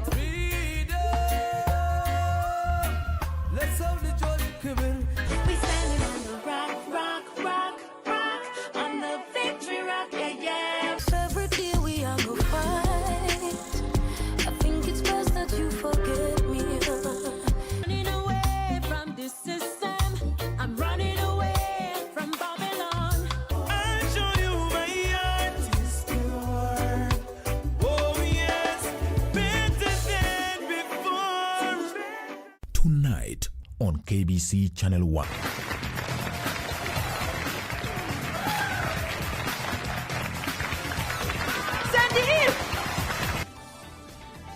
Milu, cancel all my cases immediately. I'm flying back to America tomorrow. But we'll lose a huge amount of money if we cancel them now. I don't give a damn! Just do it! He's been in a bad mood for the last few days, so I accepted it. But now, I can't even take my son back home? Huh? He's my son, remember? Why are you taking Taylor's side? You're not his wife yet. You have no say. Tonight on KBC Channel 1. You'll soon receive the summons. Wipe those tears, they don't move me at all.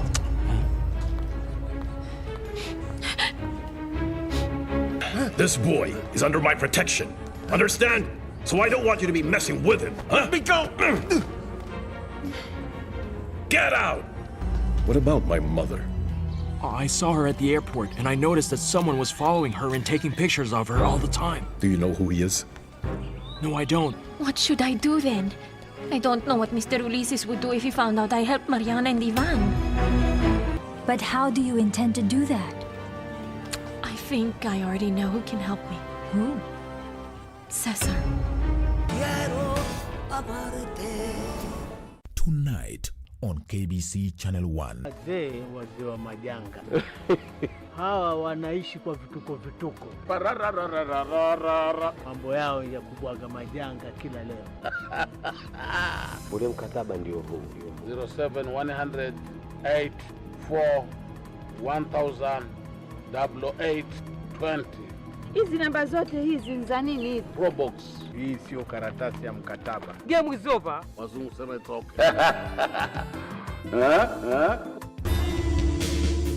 I feel like I'm failing in what I was put on this earth to do. I want to make a difference, like you did.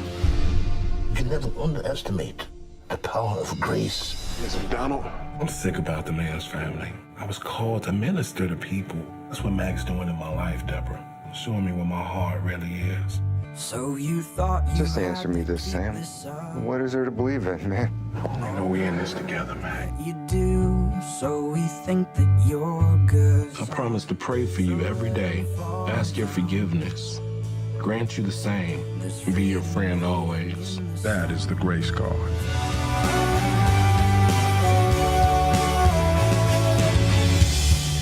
The grace card.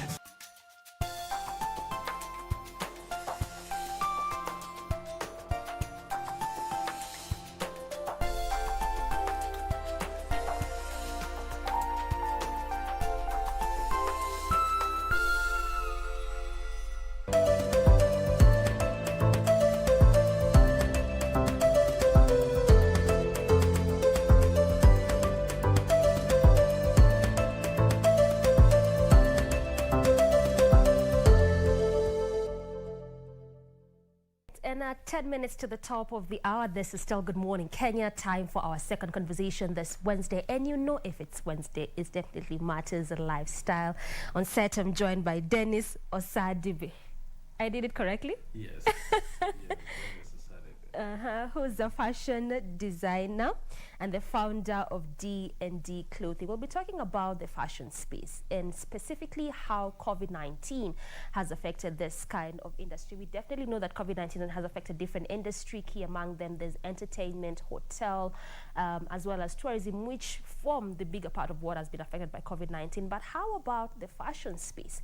That is our conversation this morning. Dennis, before you go to the whole aspect of COVID-19, how about you begin from the basics? You describe yourself as a fashion designer, stroke an entertainment enthusiast. Is it so? Yes. How did this two come about? I mean, fashion, entertainment. Yeah, actually, I started from Nigeria. I was making movie.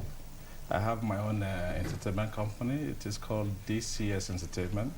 So from there, we start making different kind of costume, and you know, the idea of you making something that is beyond just Western style came up, and that is exactly where we started from.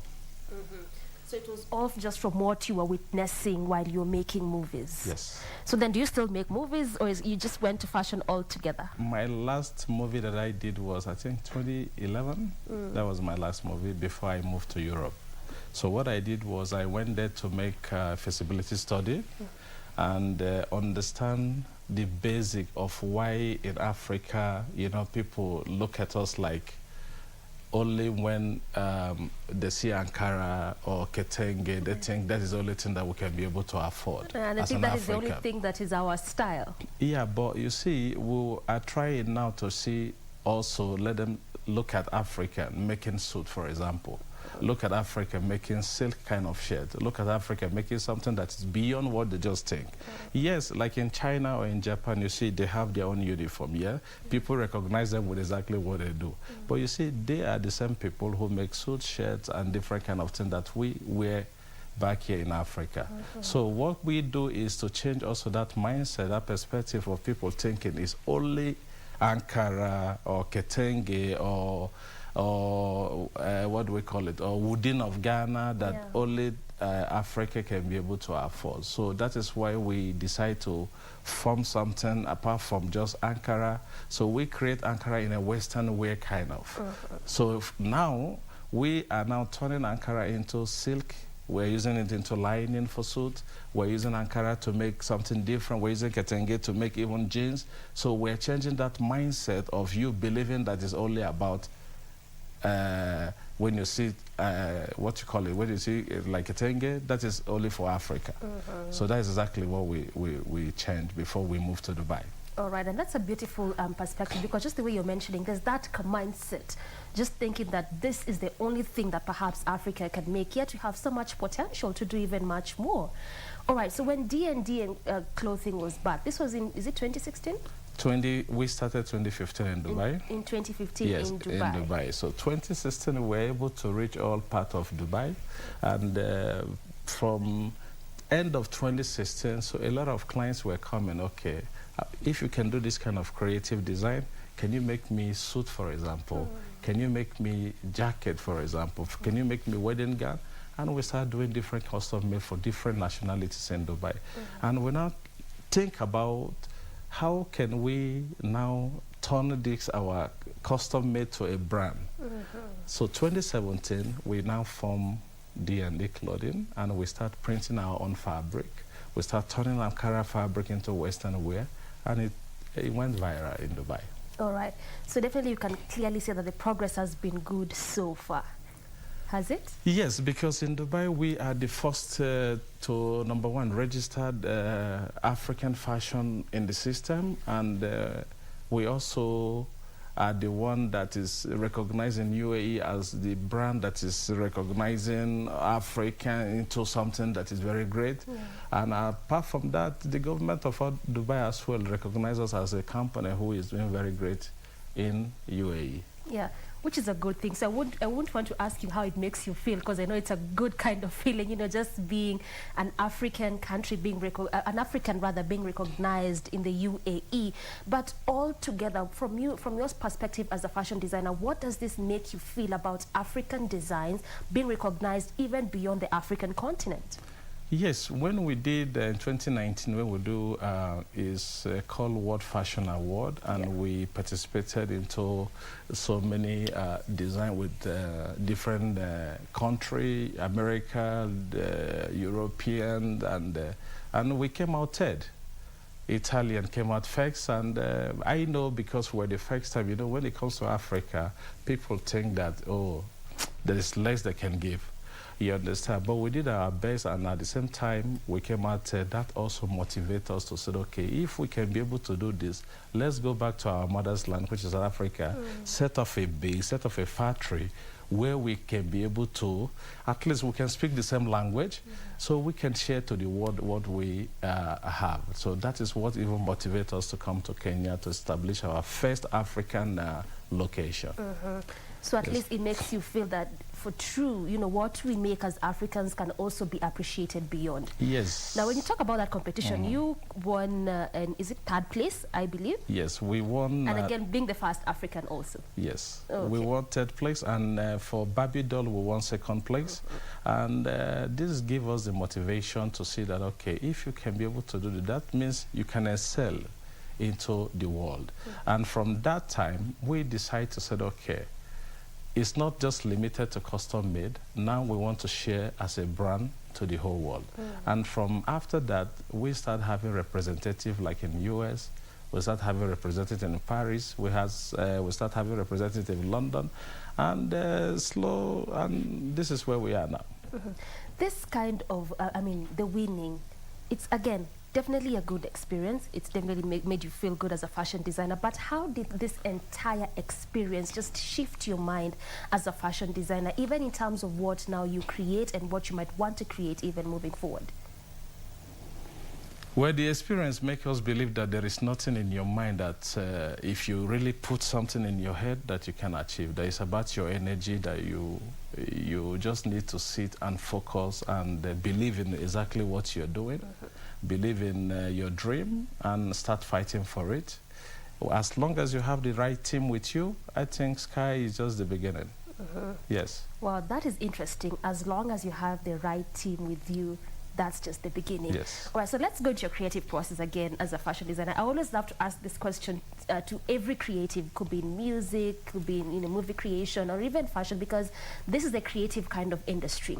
How is your process like? For instance, if a client comes to you, perhaps, and they will tell you, I want this and this kind of a design, or I saw this somewhere, and I think I want a replica of the same. What really goes into your head? Do you create this exact what they mentioned, or you just go deep into your creative process as a person? Okay, if a client comes, for example, and said, okay, I saw something, for example, in red carpet or whatever, and come, we make sure that we give exactly the same, because we're a designer and we have different designers from different parts of the world. We have Italians with us, we have from Russia, we have from Asia, Pakistan, Indian. So we have different kind of people, and we have amazing thinkers from Africa as well. So what we do is that if you have something that you want us to replicate for you, we will do exactly that. But sometimes, you see, we also advise you that instead of us replicating exactly, instead of, let's say, it's Z, we can turn L, so it become your personal. Because when it comes to custom made, you don't just copy people. So you do something that is amazing so that others can as well copy you. So that is exactly how we strive. But ideally for you, it's what you see is what you get. We will do that exactly. If exactly what you want, we will give you exactly that. Exactly that. Yeah. Well, then have you had to perhaps deal with those difficult kind of customers or clients? I mean, you've really traveled across, I can imagine. So there are perhaps different people, different mindsets. Have you had to deal with those difficult clients? Yes. And how is it like for you? You see, when it comes to, when it comes to Western, and if they give you something to make, if you don't make it exactly like that, you're already in problem. And you see, sometimes, you see, they have this kind of, my grandmother gave me this fabric, and I don't want to toy with it. I want you to make me something with this. And if you make one mistake, you're already in problem. So that is why we make sure that we have fabulous expatriates, people who understand and can be able to interpret different kind of fabric and print. And apart from even fabric, you know, in Africa, yes, we can create something that is amazing. We can design something. But sometimes you see that we don't even know how to merge fabrics. You understand? If you see an animal, for example, you need to make sure that you merge, so at least it can be able to fit into the system. So this is exactly also what we're teaching our people here, to make sure that they can be able to strive beyond what we think. That's interesting. Yes. So it's not just making a cloth because someone said they wanted a particular cloth, a particular design, but also does that bring the whole aspect of color coordination? Yes, color coordination is part of it, but you see sometimes you see fabric almost in a way that you don't understand it. You need to interpret as well the fabric to make sure that you match. You understand? Let's assume what you wear now. If I want to make this one, I will make it in a different way so that the beauty of this interpretation will appear in a very fantastic way. In a different way. In a different way. So if someone says, I want exactly like that, you can try and make it in a way, yes, perhaps not quite the same, but also to fit the kind of person. Yes. All right. Now, let's talk a bit about how, for us as Africans, I mean, for the longest time, we have perhaps this mindset of what comes from the West is good. And we've seen that a lot even here in Kenya. We'd prefer to buy the second-hand clothes, which is not bad, depending again on someone. But what does that say about how we embrace, appreciate our own? For me, it is very bad because... you think it's very bad? Yes. If you have a second-hand cloth, for example, why don't we wear and send it to them as well? Okay. Why must it be? Yes. Why must it be that we have to accept anything that is adulterated, anything that is left behind belongs to Africa? You understand? We need to also understand that it is time for us to be proud of who we are. We can as well wear and send it back to them. Let them as well buy that same something. So it means we can make our own, wear, and send it to them? Of course, yes. Okay. Of course, if they can make and send to us, we can as well make and send back to them. I tell a lot of young, for example, designers who are coming to my place, and I tell them, first, you don't just be a designer. First, what is your aim? How do you think that you want to impart into the society of the world? Because the only problem we have now, you see, if I'm a Kenya or if I'm a Nigeria, I am thinking just in Nigeria. I don't want to think beyond Nigeria. You understand? Yeah. We see a lot of fashion designers, you know, they have this mindset of, okay, as long as I can make for, let me give an example, for your people, for example, so that means they are already there.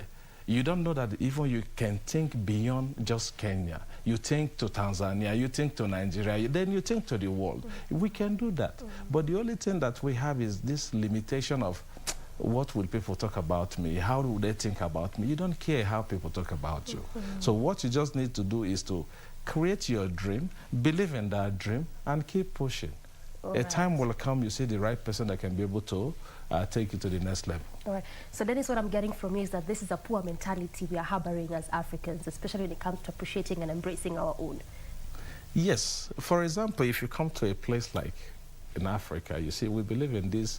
If you are not in this cartel or if you don't belong to this society, that means you cannot make it, or he needs to come to us, so let us just put him in the right place. Yeah. It doesn't work that way anymore. The world has gone beyond that. We're in a digital world now, that even from your bedroom, you can reach to the world if you believe in yourself. So why do I need to join one community for me to excel? That mentality needs to die. We just need to believe in ourselves and encourage ourselves.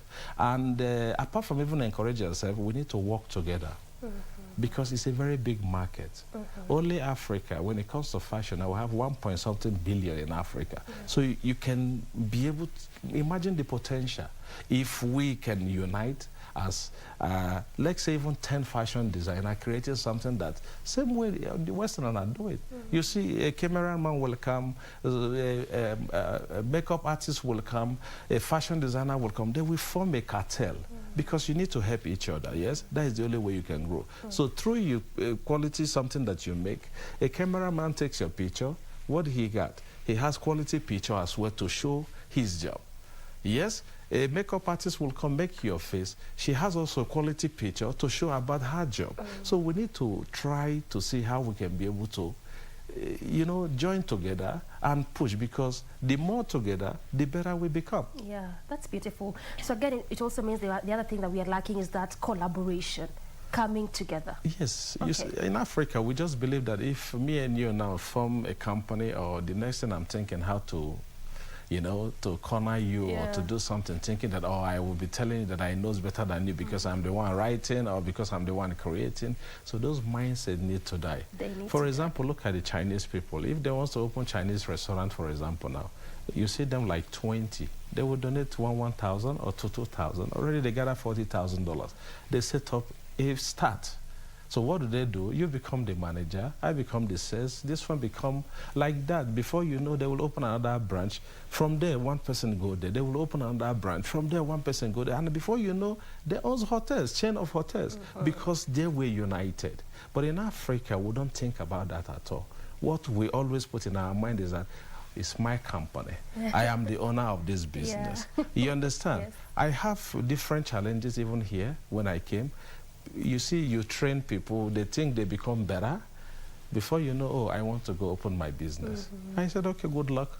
I wish you the best. Really you don't even know the system yet. Less than 6 months, 1 year, they are living. And at the end of the day, you find out that this thing is something that you need to, put in your time and have a better understanding of exactly what you're doing. Wow. I mean, this is some powerful nuggets. I mean, especially for even those that are watching and want to get into the fashion business and the fashion world, this is the place to be, to try and understand the basics and the nitty-gritties. You need to, because in Africa, you see, even in Nigeria, it happens, you see, we can create something very interesting, but the finishing is always a problem. Attention to detail is always the problem. We don't pay attention to that. No, that. because you can only give what you have. Okay. You can only give what you have. If in school or whatever you learn how to cut in one-sided, you cannot become a magician.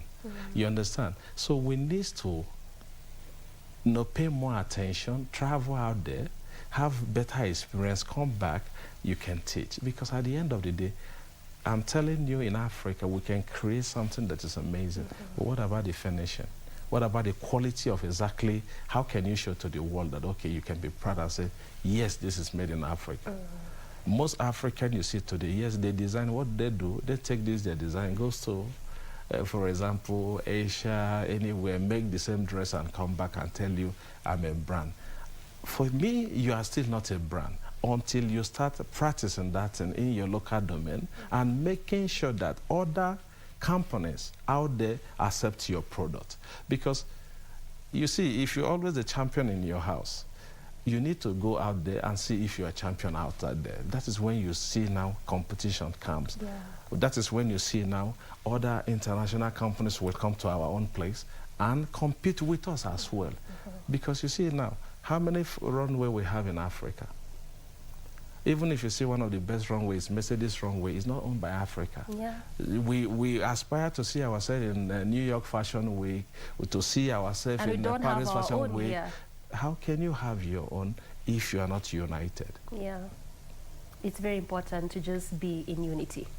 Without that, there is no way we can move. Okay. There is no way we can move in Africa, really. Right. Dennis, again, there's that other aspect, because in as much as we really want to grow our own, in as much as we may want to appreciate and embrace our own, especially now when you come down to a place like Kenya, there's always, again, that issue of, like you mentioned, the second-hand clothes. Yes, and you say that, I mean, in as much as we can get from them, we can also make our very own original, and they can equally do the same. But then, from your perspective as a designer, what do you think needs to be done? Because when it comes down to Kenya, the whole aspect of manufacturing is so limited just because of that. But then again, if we ban that, what happens to the business person who are focused on that, on those kinds of designs? Yeah, this business person needs to now come unite with the local vendors here. Because at the end of the day, if you're buying fairly used clothes for 1,000, yeah, and now I am happy that you see you start growing already cotton here. So now it is time for government as well to support us, the fashion industry, so they can be able to at least produce fabric for them, because also fabric is challenging in Kenya.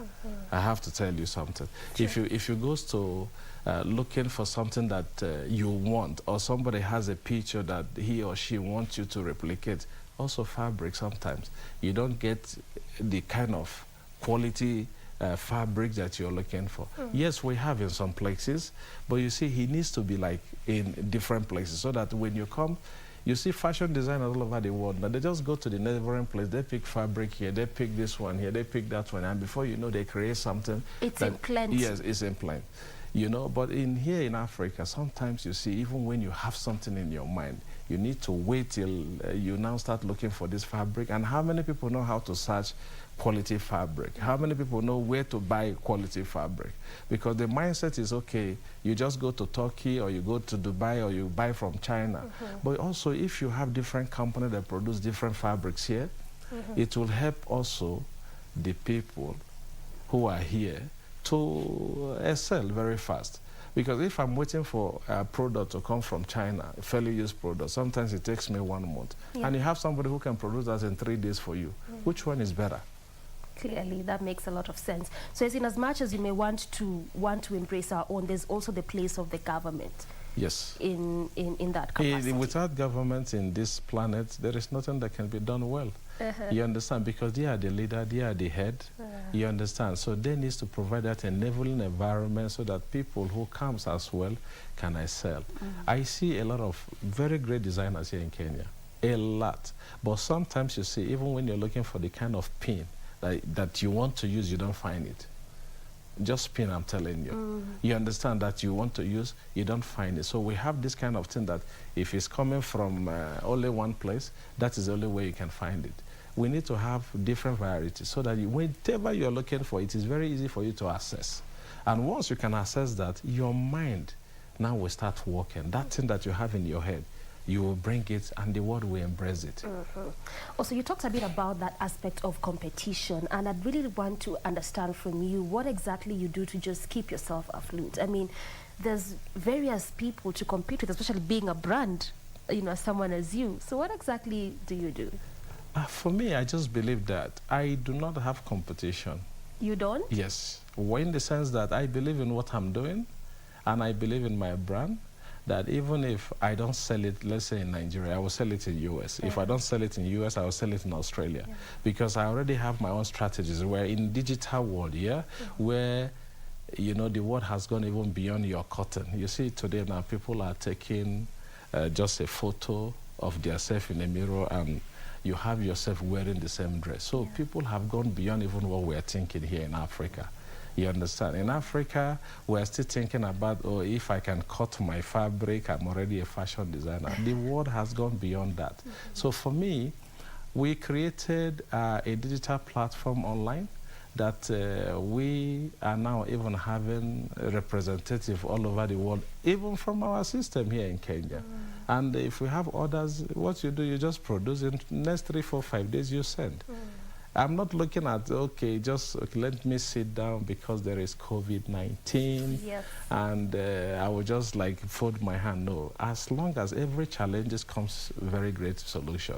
If challenges not come, your brain cannot be able to work for you to see something and dream of something bigger. All right, and we'll come back to that aspect of COVID-19 in just a short while. But then again, I'd also just want you to go, like, expound further again, perhaps for those upcoming fashion designers who may really want to know, because you spoke about the strategies and you talked about the online platform, which is a great space.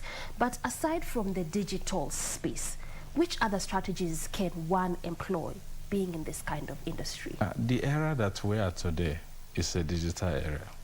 You understand? Because if you, and it helps you even as a fashion designer or upcoming fashion designer to excel the more. Because you see, in those days when you produce first, I need to look for John to wear my dress first to show, but you can even wear your dress and show to the world, this is what I made from your bedroom, and the world will embrace it. You understand? Now, if you're looking at community, you know, sometimes community also, you know, kill your mindset. Oh, it's not beautiful. Oh, it's not good. Oh, this one's supposed to be like that. Nobody should tell you. It is your vision. It is your dream.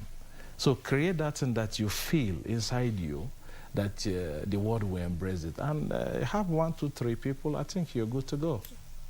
I think you're good to go. You've said something very important, just aside from that digital space. I mean, and that's why it was important for me to just try and understand from you which other strategies can one employ. That aspect of vision, is it one of those things that is really always lacking? Because you would hear someone say, I mean, I've been doing fashion for like 5 years, I can't quite see progress. Yeah, those who do... I've been creating, I've been selling, but I just don't see anything. We just need to support each other in Africa, in a sense that if I have an idea of how you will sell, you see, sometimes there is a guy that came to my place and I saw the bangle he wears. And I asked him, where did you make this? And he said he made it from Kenya here. And I love this job. But this person who made this, and nobody knows him or her. You understand? Yes. So what I did was calling my team. Now we're looking for this guy to see how we can be able to bring him into our own system, because I don't do bango. So that means if you create this bango, what will I do? I will help him to sell this bango, to show the world, because I have the platform to show the world. Collaboration. So this is exactly how we can be able to support each other to see us thriving. That is, in my own opinion. Now that brings that whole idea, the way you're saying it's important to come together, to unite, put minds together, see what we can create even as Africans. Because that's the only way you can. You imagine that when you want to pee, you're peeing here, you don't see foam here.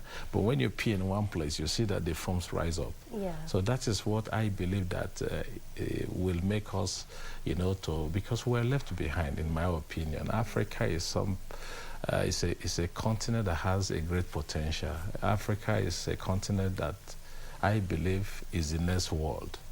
You understand? And without unity, without coming together, it will be a very difficult journey.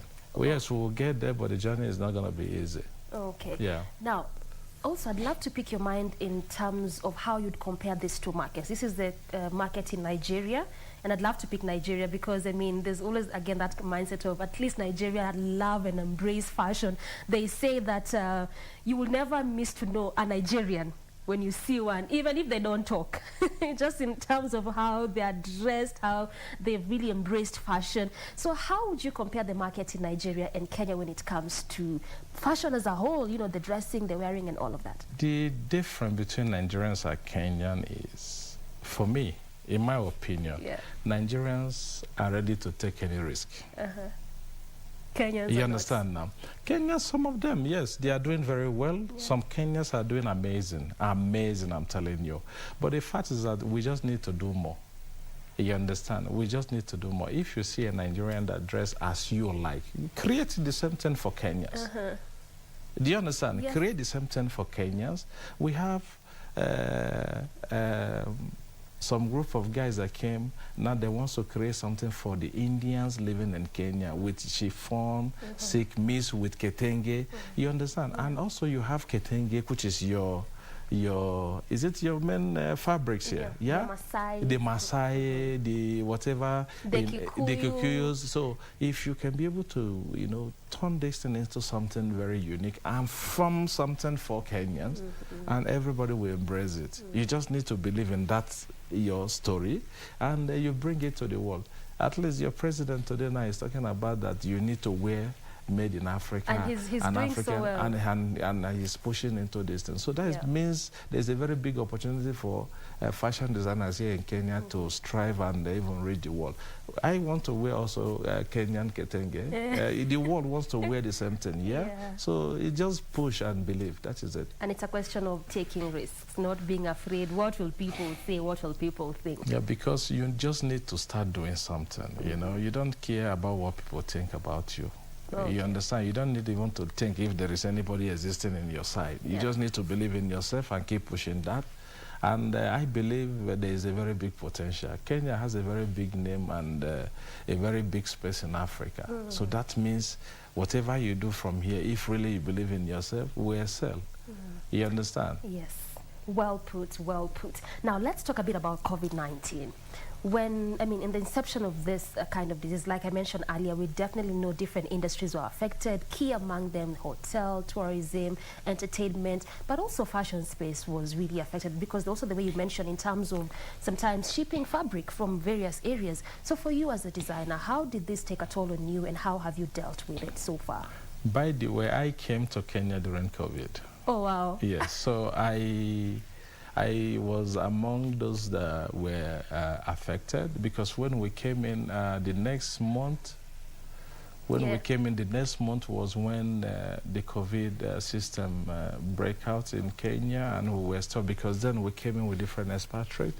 So like after 2-3 months, they has to go back to where they come from. But you see, and before that time, we have already done employment, and most of them are single women, who are having their kids that, you know, you can't just tell them to go home. Already they have believed that, oh, there's a place that, you know, they can, you know, sustain themselves. So it was a very big challenge for us as a company by, you know, you are not selling, but at the same time, you're taking care of a lot of people. Because then when we came we're training, you understand? So we're training them to see how better they can become. And I can tell you today, a lot of them are stitching something that you would think is made in Italy. You understand? But after the COVID, it become so easy for them to say, I want to go open my own business. I want to go now, you know, start my own something. But the challenge of that COVID also made us to, like what I'm telling you in a digital world, made us now to begin to think beyond just custom made or beyond just making in one country. So we decided to build our own digital platform where we start selling all over the world. Oh, okay. So did you manage to keep all your employees regardless of the situation? I mean, many people really lost jobs during COVID. Yeah, during COVID, those that I employ, all of them were kept. But after COVID, they are leaving. And I'm feeling bad about it. But it's life. Yes, I'm feeling bad about it because, yeah, because you see, you train and you believe that, you know, what you give, you want to expect back. You know, I have a little bit, but some of them are still there and we're pushing together. Yeah, that's beautiful to know. Thank you so much, Dennis, for your time and at least making us understand more about the fashion space and what we even need to do as Africans to improve. My pleasure. All right, and that's how we bring the conversation to a close from me and on behalf of the entire team. We say thank you so much for watching. Till tomorrow, good morning. Thank you.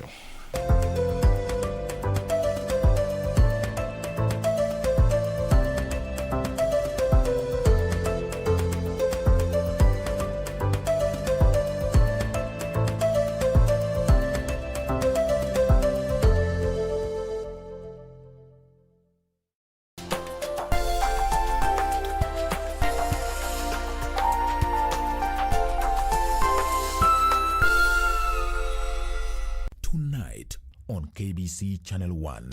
You'll soon receive the summons. Wipe those tears, they don't move me at all.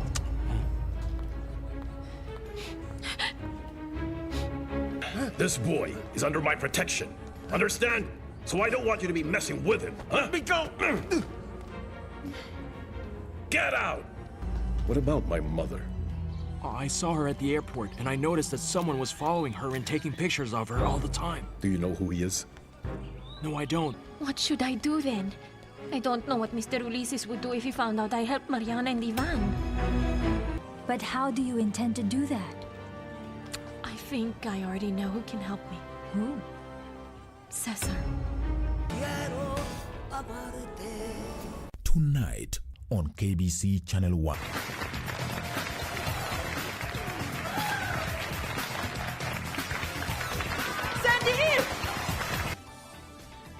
Milu, cancel all my cases immediately.